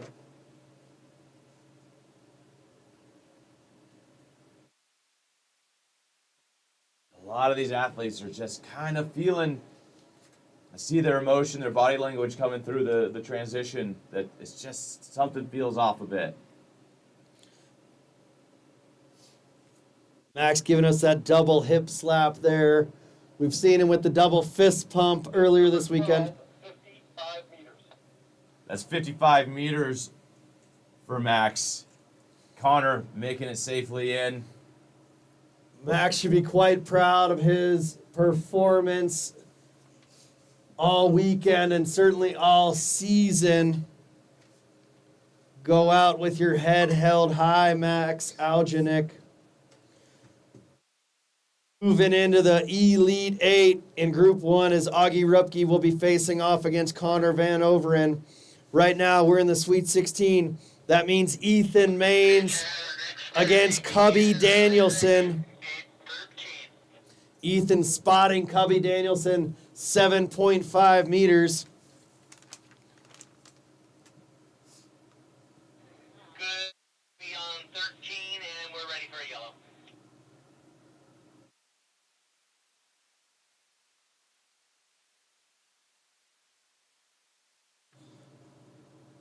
Gate 13. Gate 13 for Ethan Maines and Cubby Danielson. Ethan has been incredibly consistent at the top of the pack in the U20 male class and the anchor on the winning Rocky Mountain Division team. Yeah, nice. Really solid jump. Number 16, 68 meters. 68 meters right at the K point. Extremely nice landing in case he needs that tiebreaker. 61 meters is the number that Cubby Danielson is focused in on. Shout out to Ethan Maines, sponsors Zircle Optics. Founded right here in Steamboat Springs. Here comes Cubby Danielson. 61 meters, Cubby.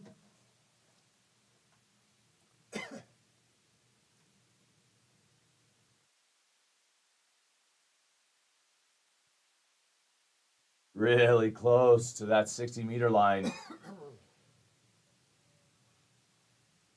I'll be looking to spoil a one-seeds party.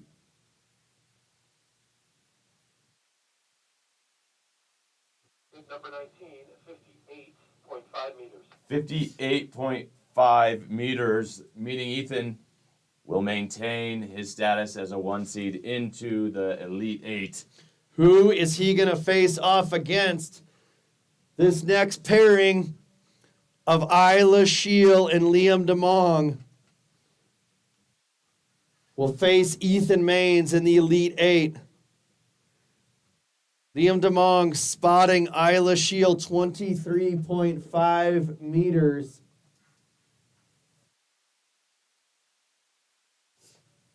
Isla is likely going to be starting at a lower gate than she's been out of all weekend. A little adjustment is going to be required, but she's got a 23.5 meter handicap to help her out.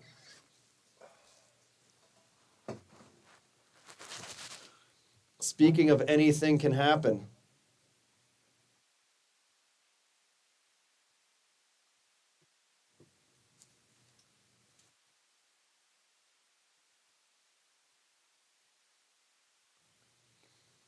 If we were to wind up with a Ethan Maines Liam DeMong matchup in the Elite Eight, I believe that would be our gold medal winners in the individual ski jump competition. Ethan Maines in the U20 male class, Liam DeMong in the U16 male class. Hey, Chad, did you copy that next turn? Both scratch jumpers. Both scratch jumpers. But right now, it's Isla Shiel's opportunity with that 23.5 meter handicap. We're ready for a yellow out of 14.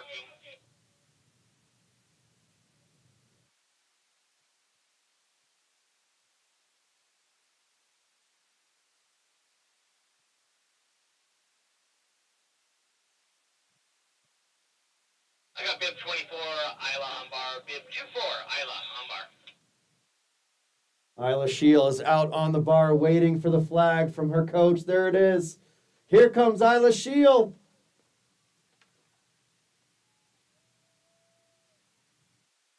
Let's go, Isla. 23.5 meters buffer here. Putting the pressure on. 41 meters for Isla.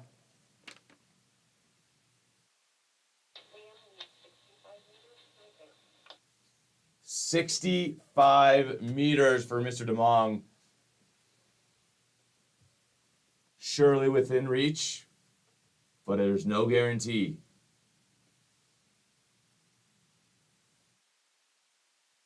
I got bib 29, Liam on bar. 29, Liam on bar. Here comes Liam. Ethan throwing down a 68 meter jump in the bracket before.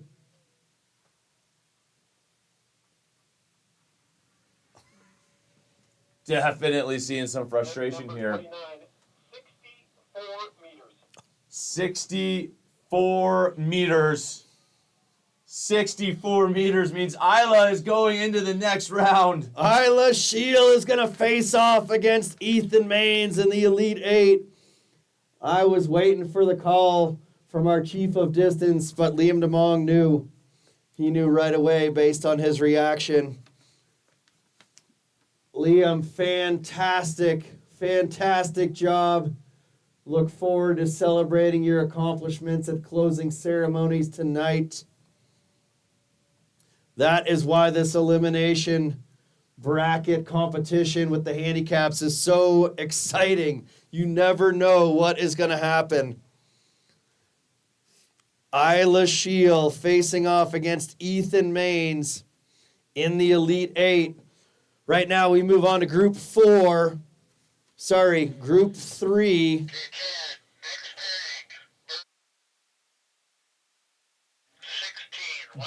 Burke Pacala against Luke Miller. Burke Pacala against Luke Miller. Luke spotting Burke 9 meters. Luke narrowly making it through the second round against Big Mac Mackenzie Maines. First, we're going to have Eastern Division athlete Burke Pakala up.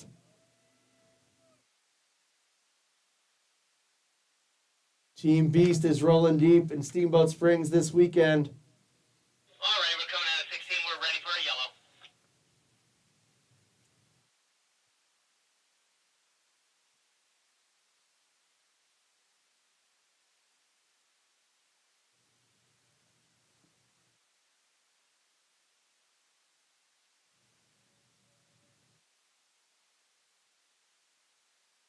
I got bib 33 Burke on bar. 33 Burke on bar.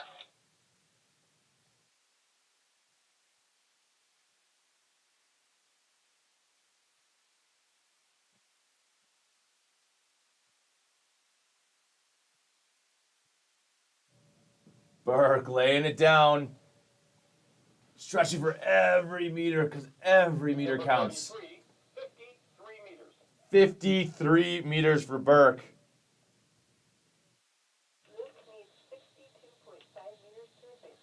That puts Luke at 62.5 meters to advance. As these rounds continue, they get tighter and tighter. And there's zero room for error. That's right. We saw Liam DeMong with a jump of 64 meters. He needed 65. Got bib 36 Luke on bar. 36 Luke So on bar. close. 62.5, Luke Miller. Looking to carry this side of the Intermountain Division team. Augie Rupke is into the third round. Nice jump. Confidently gets himself into the next round. Bib number 36, 65 meters. 65 meters for Luke. Really solid.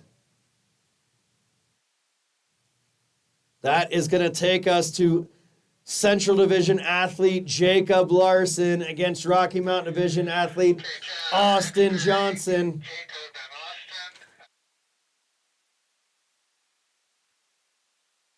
Jacob Larson has a half meter advantage here.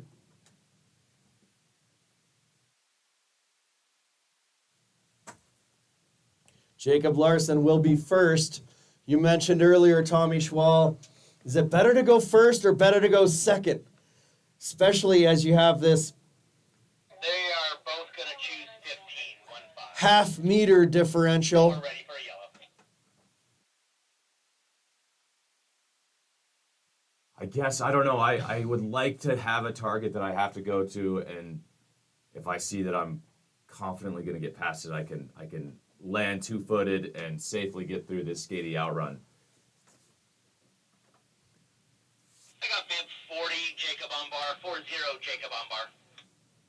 These athletes are collaborating a little bit on what start gate to use. Here comes Jacob Larson. Super powerful takeoff.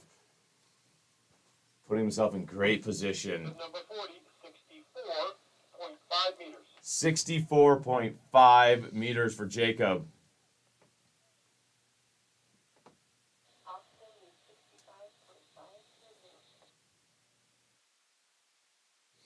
Austin Johnson needs 65.5 meters to advance.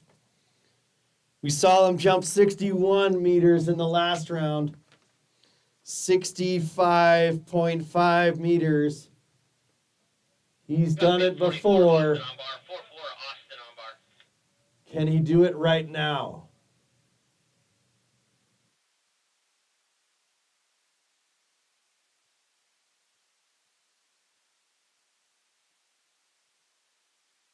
Hang on. Oh. Yes, gets through the fall line, hands close to the snow, but Bib number 44, certainly makes it 66 meters. 66 meters, and he steps up in a big way. That was impressive. We had a half meter handicap between Austin Johnson and Jacob Larson. Austin had to go 65.5 meters, and he bettered that by a half a meter. Austin Johnson will face off against Luke Miller in the Elite Eight. Okay, Chad, next pairing, Miles Miles and Isaiah. Warnke, What for?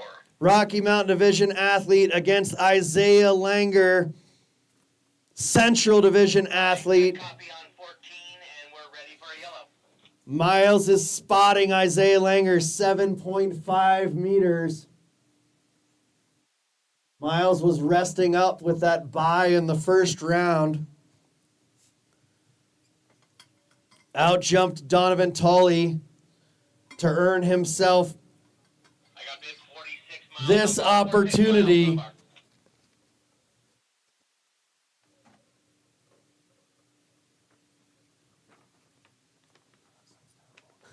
Here comes Miles Warnke.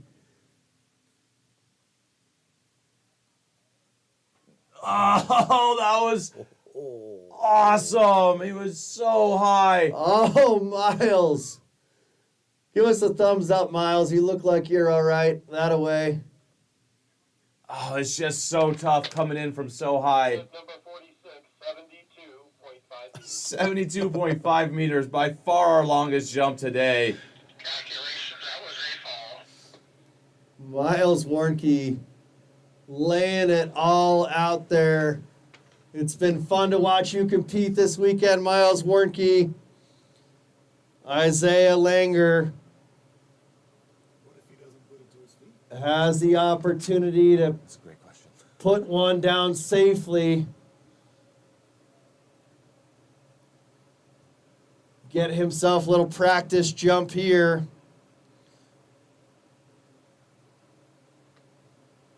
He had that 7.5 meter advantage. But Miles Warnke has the fall before he makes it across the fall line. I got bid 49, Isaiah on bar. 49, Isaiah on bar. If only that sun had stuck around and warmed up that landing hill a little bit. Miles Warnke may have had his best competitive jump on the HS 75.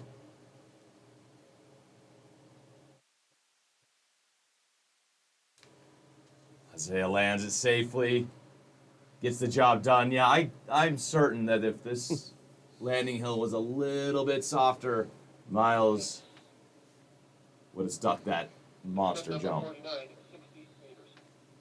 60 meters for Isaiah.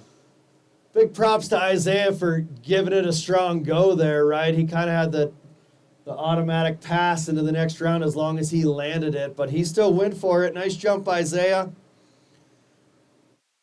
I haven't mentioned it yet, but next up we've got defending champion of the 2025 Elimination Tournament, hosted over in Park City last year, Caden Graham. Caden Graham won this competition format just a year ago.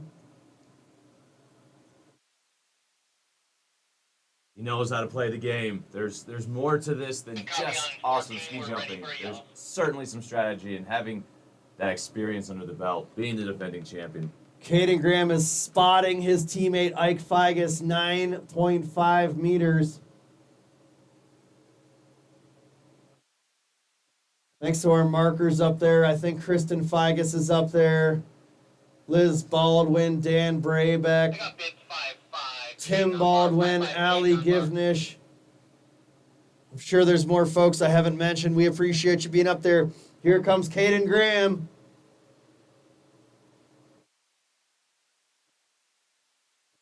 Yeah. Hey, that's a great jump. Double fist pump. Certainly deserves it. Number 55, 69 meters. 69 meters past the K point. Sticks the landing solidly. So key today. If you're going to jump far, you got to be able to stick that landing.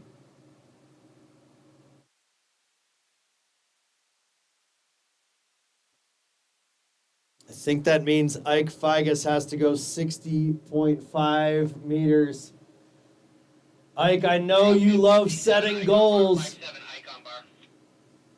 3,000 fish caught in a year. 60.5 meters is what you need now.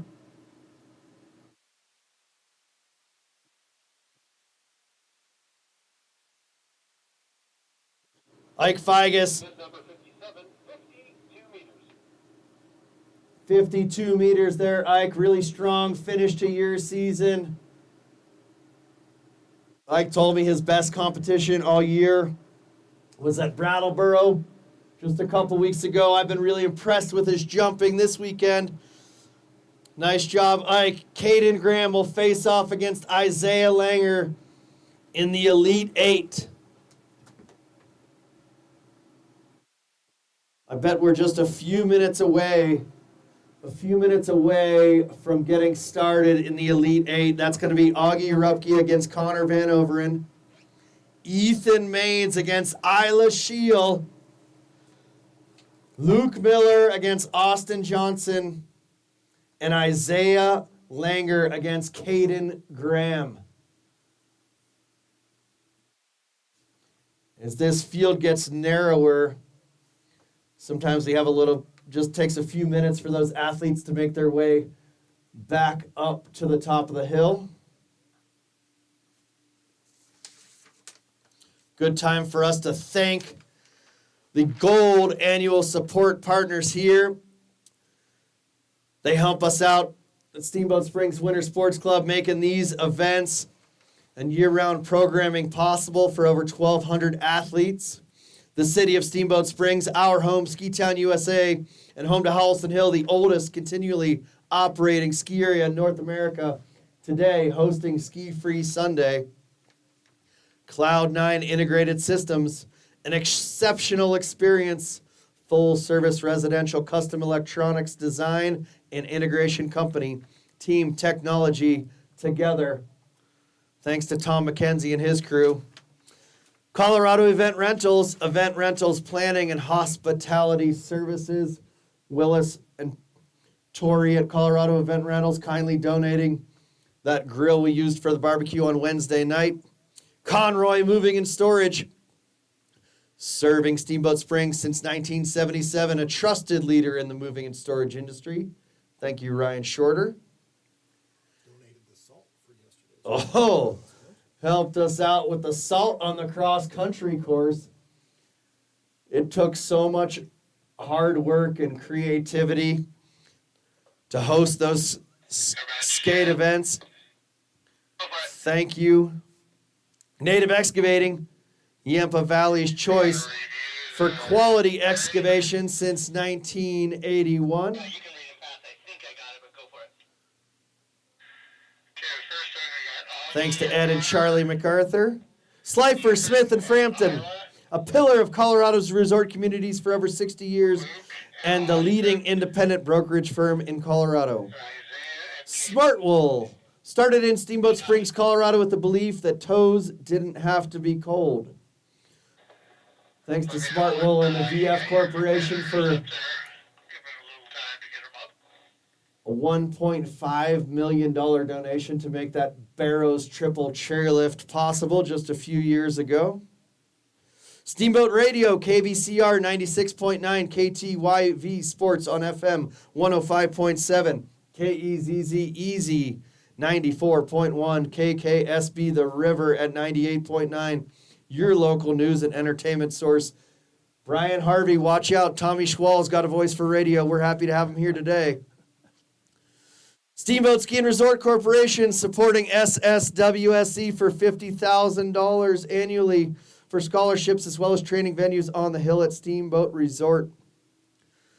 Steamboat Orthic and Spine Institute, here to keep you out there, partnering for world-class care locally. Twin Enviro Apex Waste Solutions, serving Steamboat with a variety of waste transportation, waste disposal, and recycling services. UC Health, Live Extraordinary, and SBNY, bringing a unique blend of fashion and philanthropy to Steamboat.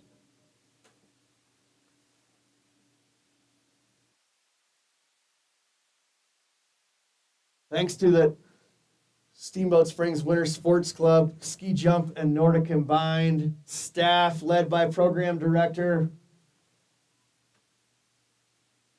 I'll just say for a few decades, Todd Wilson, absolute local legend,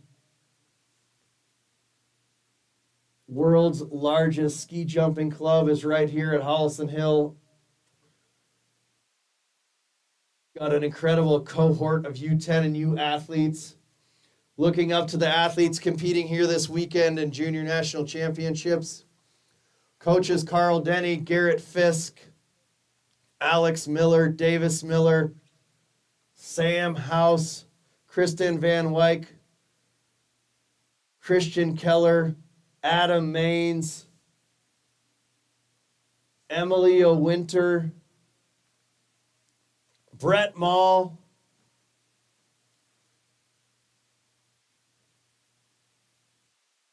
today, the final day of ski jumping of the 2025-26 winter season.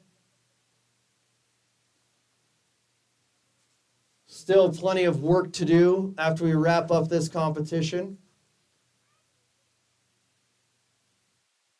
But a little dial back on the intensity for that coaching staff. Well deserved. A little bit more rest for them, hopefully.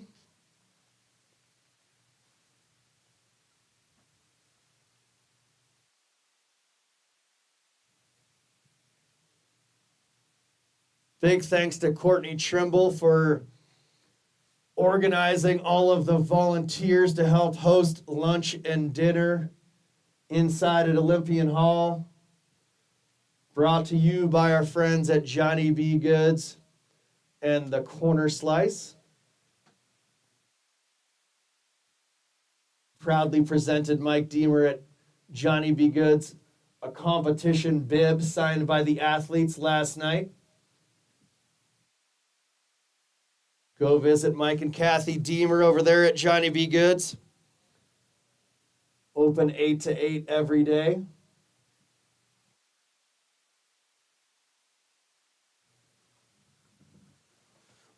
We are looking forward to celebrating a fun-filled weekend. All right, Chad, start. We are Closing ceremonies tonight. I see all 8. Just across the river at the Steamboat Springs Community Center. Okay, copy. First, correct. No four jump. We are ready to go in the Elite 8. Fourth round. 8 athletes still standing. Augie Rupke, Connor Van Overen, followed by Ethan Maines and Isla Scheel.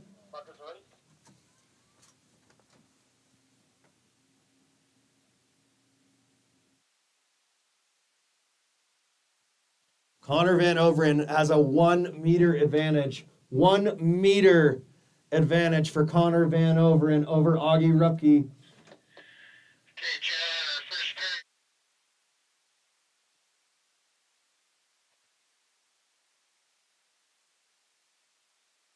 Augie representing the Intermountain Division. Connor Van Overen right here at home, Rocky Mountain Division.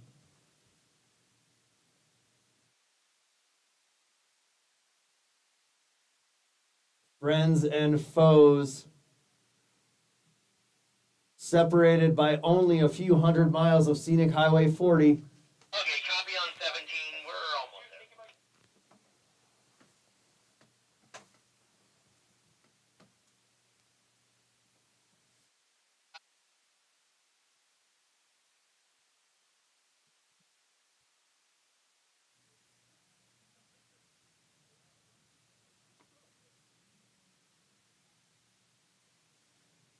Augie sliding out onto the bar. Alrighty, here we go with round 4 of the elimination.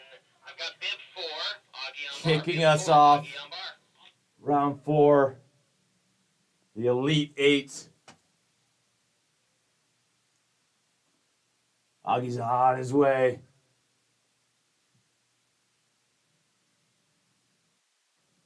Laying it out there. Gets those skis right up in his face.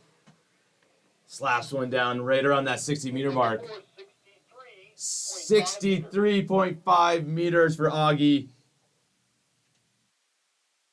We'll have Connor next.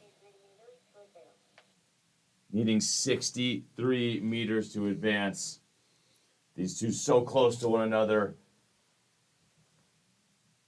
We've seen big jumps out of Connor Van Overen today. 69.5, 68, and 61.5 meters thus far. Augie and Connor coming out of start gate 17. 63 meters, Connor Van Overen.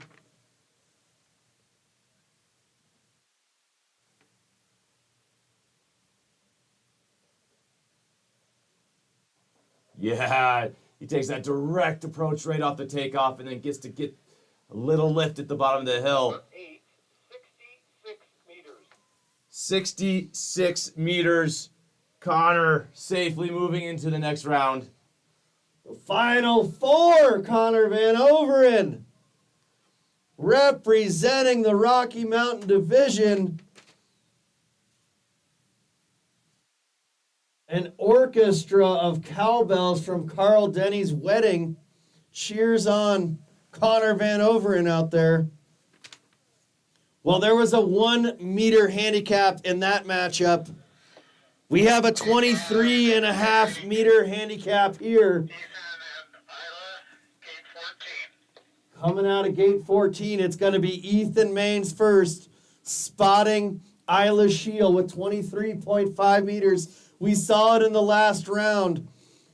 Anything can happen. A little bit of our own Cinderella story here. Isla Shield carrying the weight of female ski jumpers on her shoulders. Perhaps inspired by Ella Wilson, the only female champion of the 4th of July, jumping and jamming.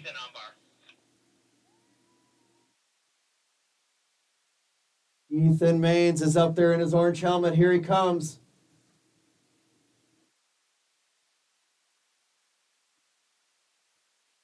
Ethan, ever so stylish, lands nice and safely right around that K point.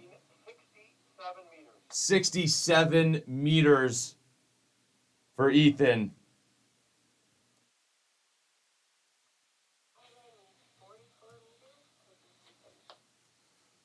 Leaving 44 meters for Isla.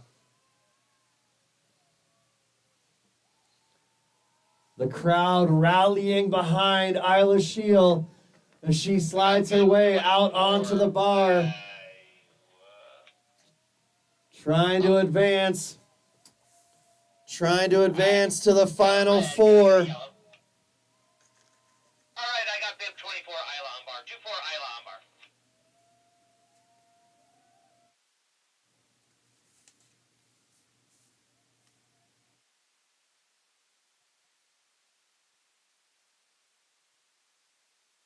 Isla gets the signal from the coach, and here she comes. 44 meters. Can she do it? Good jump. Will it be enough to move on and keep the story rolling? 41 meters. Isla, strong performance today. But that leaves Ethan into the final four. Ethan Maines will face off against his teammate Connor Van Overen. On the left side of this bracket, as I look at it on the desk here, on the opposite side, we're going to have Luke Miller against Austin Johnson and Isaiah Langer against Caden Graham.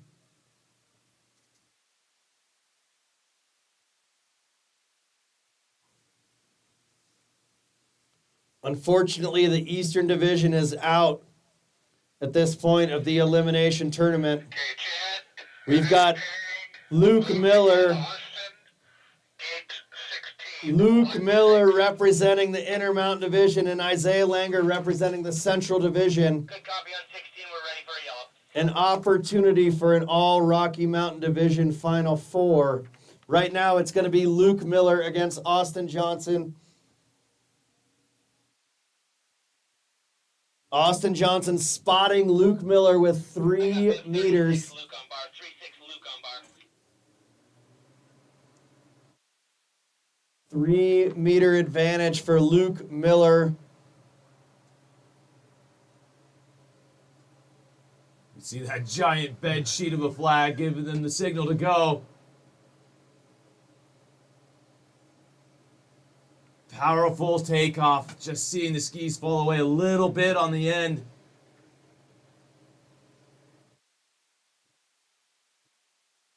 Number 36, 57 meters. 57 meters for Luke.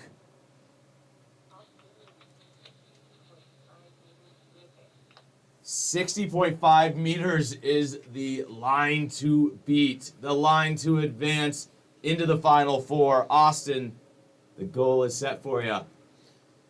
John Nolting, do you have the digital line on the live stream? Like the NFL first down line? 60.5 meters is where that blue line is on the live stream for those at home. Making the choice to go down to bar 14. He's making that choice. Bib 44, Austin is on bar. 44, Austin is on bar. Austin Johnson confident in his ability. Elects to move down a start gate. Here comes Austin Johnson looking for 60.5 meters to knock off Luke Miller. Oh, Austin! He wisely took a little less speed on the in-run. 67 meters. Oh, what could have been? Looks like he's okay. Glad to hear you. Glad to see you hop right up there, Austin Johnson. Great weekend of competition. You knew what you were doing up there, moving down a start gate. That skatey outrun we've been talking about proves to be challenging. Luke Miller proudly representing the Intermountain Division into the Final Four. This is going to be up next. Isaiah Langer against Caden Graham. Caden Graham, defending champion of the 2025 Elimination Tournament. Okay, Chad, our last pairing, Isaiah and Caden, beat 14, 1-4. Caden Graham is spotting Isaiah Langer 4 meters. 4-meter advantage for Central Division athlete Isaiah Langer. Isaiah had almost a free pass last round after Miles Warnke was unable to make it past the fall line on his skis. Extra practice jump for Isaiah last round.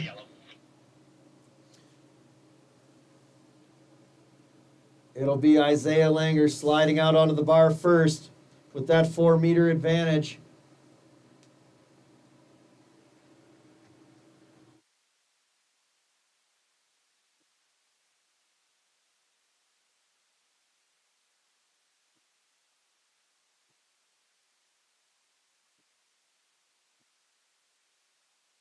I got bib 49, Isaiah on bar. 49, Isaiah on bar.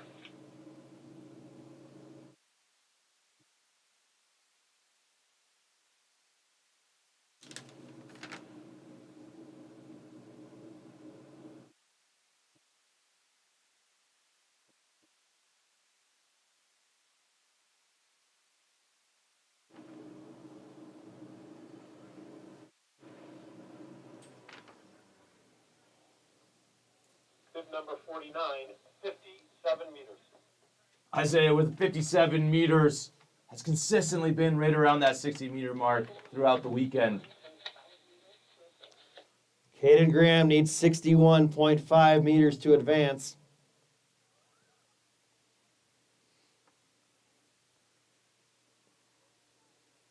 Caden Graham threw down a 69-meter jump in the last round to knock off Ike I got Figus. bib 55, Caden on bar. 55, Caden on bar.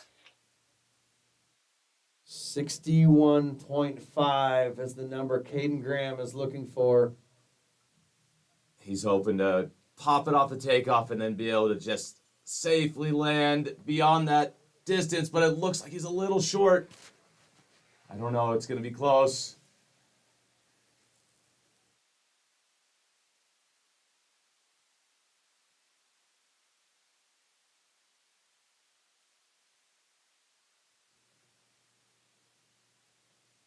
Tip number 55, 61.5 meters.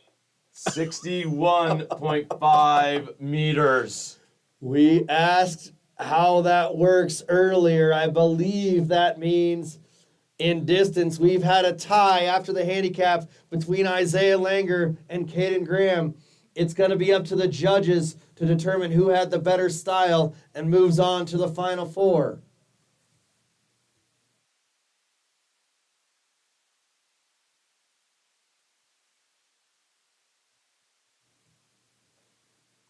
After countless matchups today, we have yet to have a tie.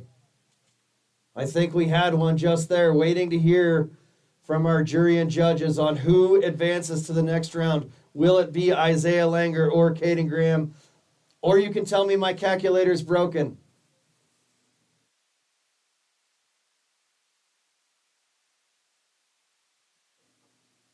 I'm trying to think who had the better style, who had the better landing. Not a standout by either one. No, it wasn't Not a overly clear winner. obvious. Calculations.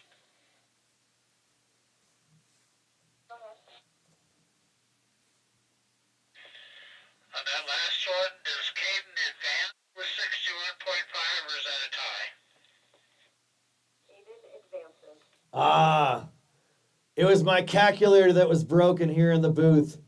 Caden Graham needed 61.5 to advance.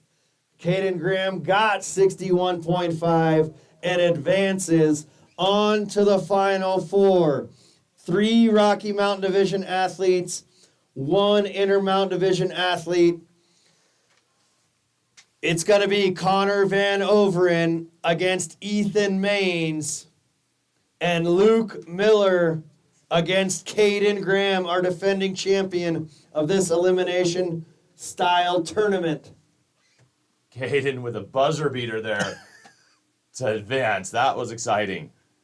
It takes a village out here, folks. It takes a village. We just bring you the news. Thankfully, we have the folks inside in calculations and our jury and judges keeping us in line. 61.5 was required to advance. Caden Graham rings the bell and makes his way back up the hill.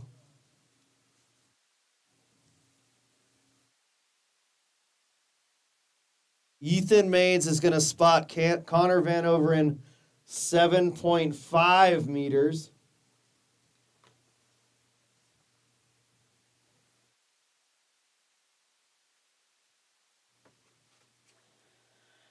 Hey, Chad, let me know when your final four get up there. Caden Graham is going to spot Luke Miller 2 meters. 3 of our 4 athletes are up there. I'm not sure if the announcers delayed Caden Graham making his way up there since they didn't really know what was going on in the booth. But I'm sure Caden Graham is making his way back up the hill. That's good.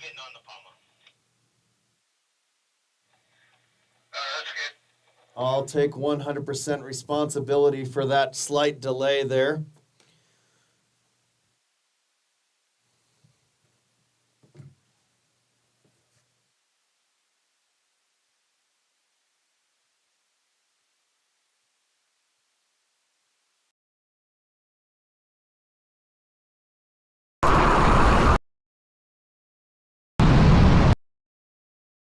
Come on, guys.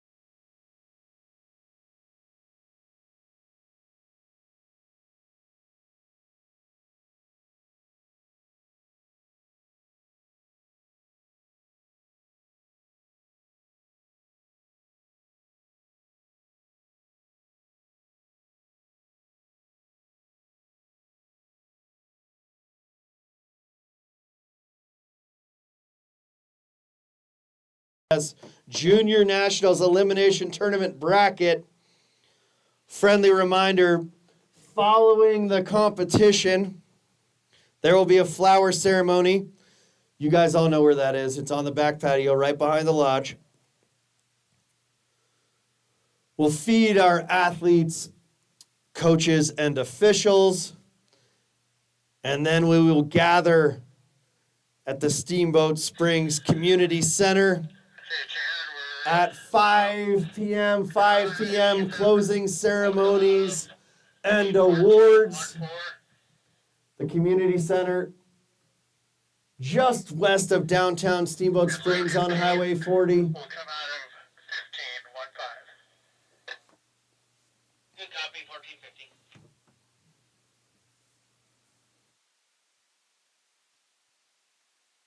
Connor Van Overen and Ethan Main's going to be coming out of start gate 14. Luke Miller, Caden Graham, 15. We'll be ready in 60 seconds.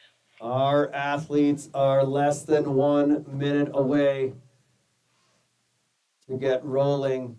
Okay, markers ready? In the final four, I see Caden Graham at the top of the hill. First up, Connor Van Overen. 7.5 meter advantage against his teammate, Ethan Maines. Ethan's our only surviving one seed here in the final four.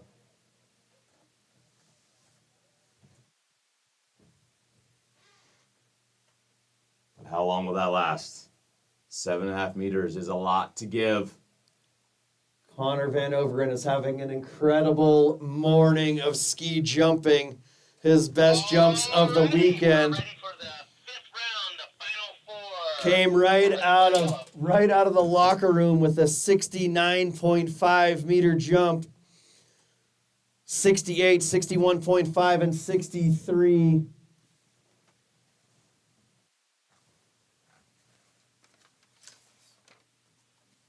Connor has knocked off teammates Piper Mute, Everett Baldwin, and Max Algenick.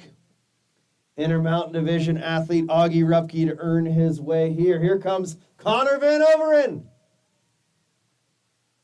Oh, yes.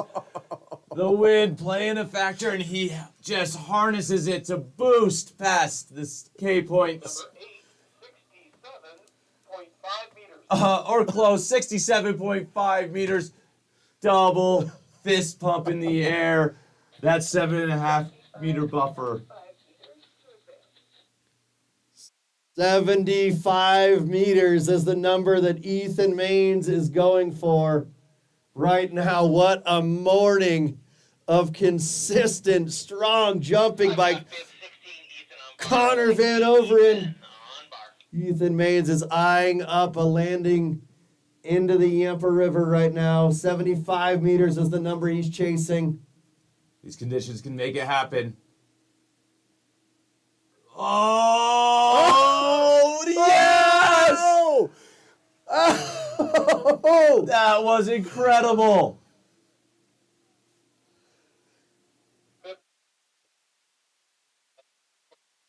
Oh! 75.5 meters. That was something else. What a matchup, Connor Van Overen and Ethan Maines. Absolutely his best day of jumping all weekend. Connor Van Overen set a high bar for Ethan Maines, but he answered. He honed in on that 75 meters and went 75.5 meters, somehow keeping his hands off the snow, even with this firm outrun. Ethan Maines heads to the final. That takes guts. That was awesome. 3-6 Luke Umbar. Luke Miller, Intermountain Division athlete, against Caden Graham, are up next. Luke Miller has a 2 meter advantage over Caden Graham. All right. coming in past that 60-meter mark. Bib number 36, 64.5 meters. 64.5 meters for Luke. Has a 2-meter advantage. 67 meters for Caden. I'm still just kind of amped. I was going to say the exact same thing. Oh my God. Total shock and awe of what we just saw between Connor Vanover and Ethan Maines. 67 meters is what Caden needs to advance. Here comes Caden.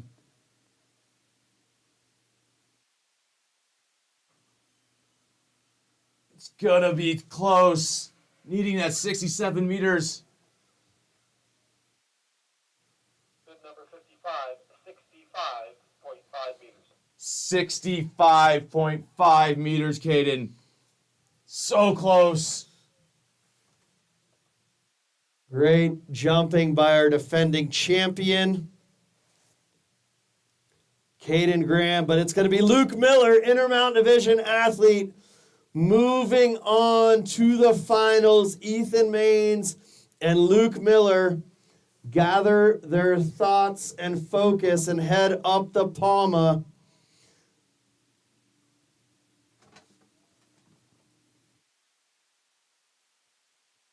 Luke Miller, having knocked off Ethan's sister Mackenzie Maines, Burke Pacala, Austin Johnson, and Caden Graham to earn his way to the final. Ethan Maines knocked off Galen McCusker, Cubby Danielson, Isla Shield, and then thus far the absolute highlight matchup of the morning. Had to go 75 meters to beat Connor Vanover, and he delivered. And he knew it too. When he landed, he knew it. I was just shocked that he was able to pull that off. That takes such guts, and he did it in style too. It's such a beautiful flyer, and it paid off to be able to float all the way to the bottom and land soft enough to keep your feet and your hands off the snow. All the reps that Ethan Maines has had here at Howelsen Hill on the K68, he can visualize exactly where that 75-meter mark is from the start bar. There they go. Friends and foes. Rocky Mountain Division against Intermountain Division. Ethan Maines in the orange helmet, Luke Miller in the white helmet, making their way up the Palma, doing the moonwalk.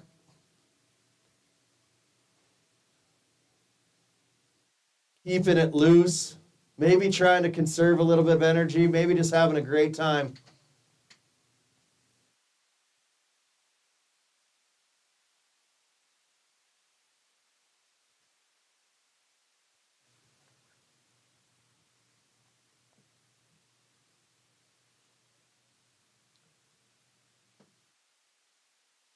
(10:54 a.m.)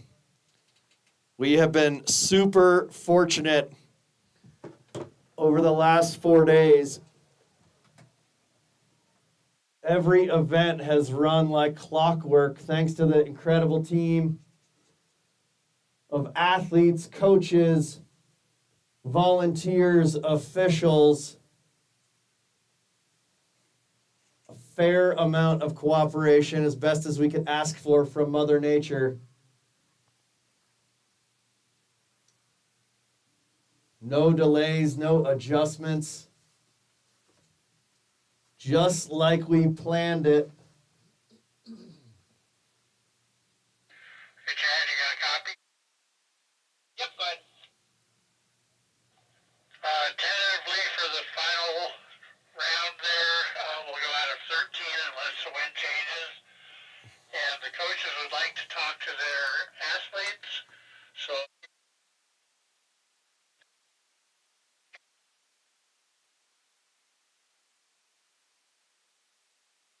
Copy that. Gonna go to channel 2 now.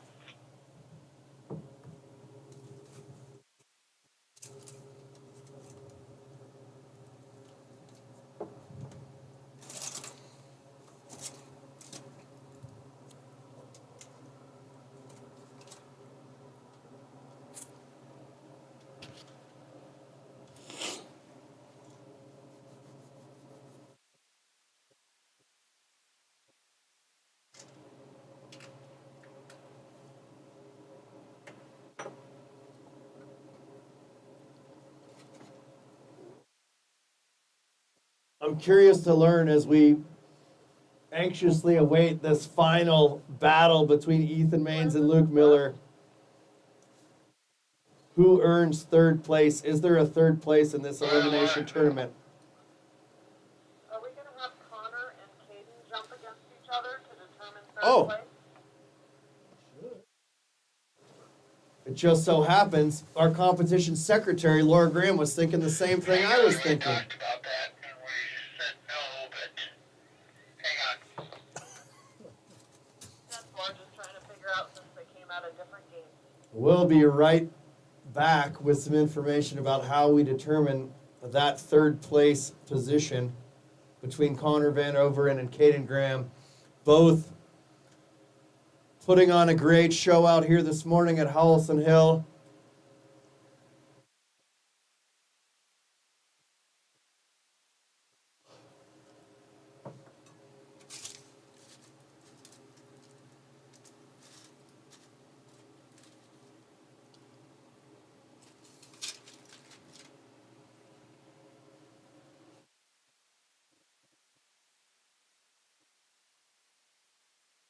If we're doing that. That's what I was thinking. I don't know. They're in their sneakers. Yep. 100%.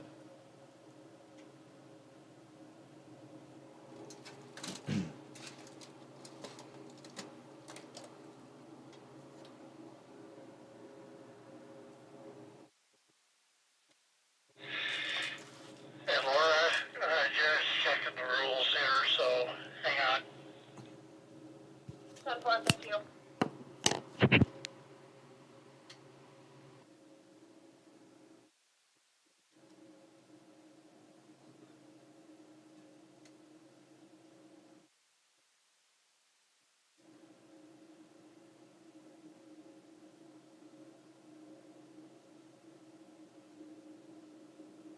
Just trying to build the excitement and anticipation. All right, we'll probably need about 60 seconds up here for them to get ready. Building the excitement and anticipation as we await this final competition between Ethan Maines and Luke Miller. While our officials and jury work through the process of determining the third place finisher. There's a lot to keep track of in this wild sport of ski jumping and Nordic combined. Different format each day, official training on Thursday, individual ski jumping and Nordic combined Friday, team ski jumping and Nordic combined Saturday, elimination ski jumping today, Sunday, March 16th, the final day of the 2026 U.S. Junior Nationals. It's been an absolute pleasure to be part of the team hosting this event. And a massive team it has taken all week. Steamboat Springs Winter Sports Club staff and parents stepping up to make it an enjoyable experience for everyone.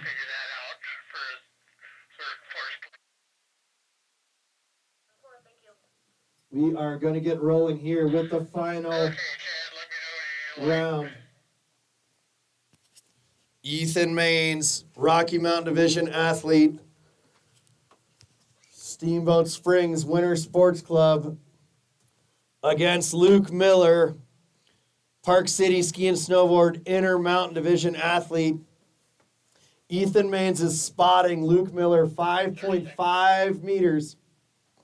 We are T-minus 30 seconds from takeoff. And I think we saw the absolute maximum of what's possible from Ethan last round. I believe the jury electing to move our competitors down a start gate or two compared to what Ethan came out of.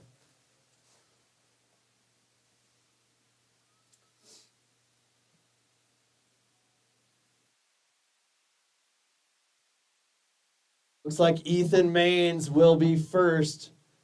I can recognize that orange helmet from all the way down here. The Flying Hawaiian, we've called him for years. He put on a show last jump. Here comes Ethan Maines, spotting Luke Miller, 5.5 meters. Another solid jump. He's celebrating while his skis are sideways. I would have been a little bit nervous, but what a way to hold on there, Ethan. 73 meters. The gauntlet has been thrown down. What will be Luke's response?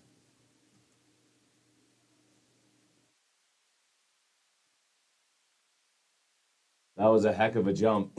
Coming down a couple start gates, still boosting past 70 meters.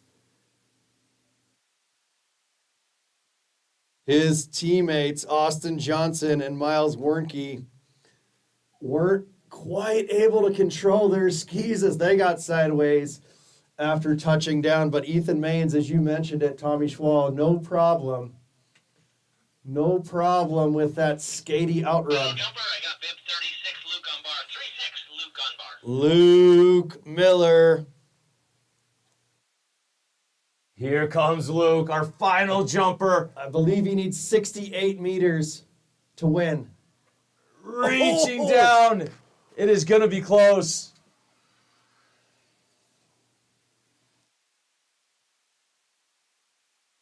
Number 36, 64.5 meters.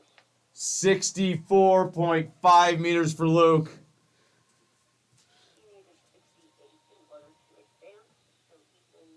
That puts Ethan Maines on top of the podium as the champion in the 2026 U.S. Junior Nationals Elimination Tournament. Ethan Maines with a great final jump, but maybe the highlight of the morning was Ethan Maines jumping 75.5 meters.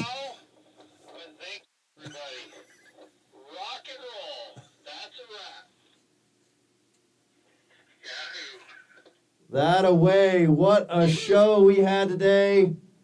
Just like Todd Wilson said over the radio, we figured out a way to pull it off.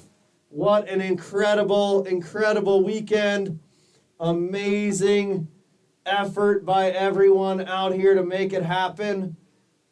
As we watched the snow melt around the jump and around the skate track, somehow we had a fair, fun-filled competition. Thank you all. Look forward to celebrating with you this evening. Pro tip, if you're a little thirsty at closing ceremonies, there'll be water and lemonade there. If you want something else, bring it yourself. Thank you to all of the team here at Steamboat Springs Winter Sports Club and Howelsen Hill for making these events possible. Tommy Schwal, the most fun I've had announcing ski jumping ever. Thank you for joining me in the booth. Todd, you are all time. Great job. Been such a pleasure. It's so fun to see all these athletes come out and compete and give it their all. It's what this sport's all about. And thank you to everyone who put it on. So special. Thank you. All right, folks, we'll see you at the flower ceremony on the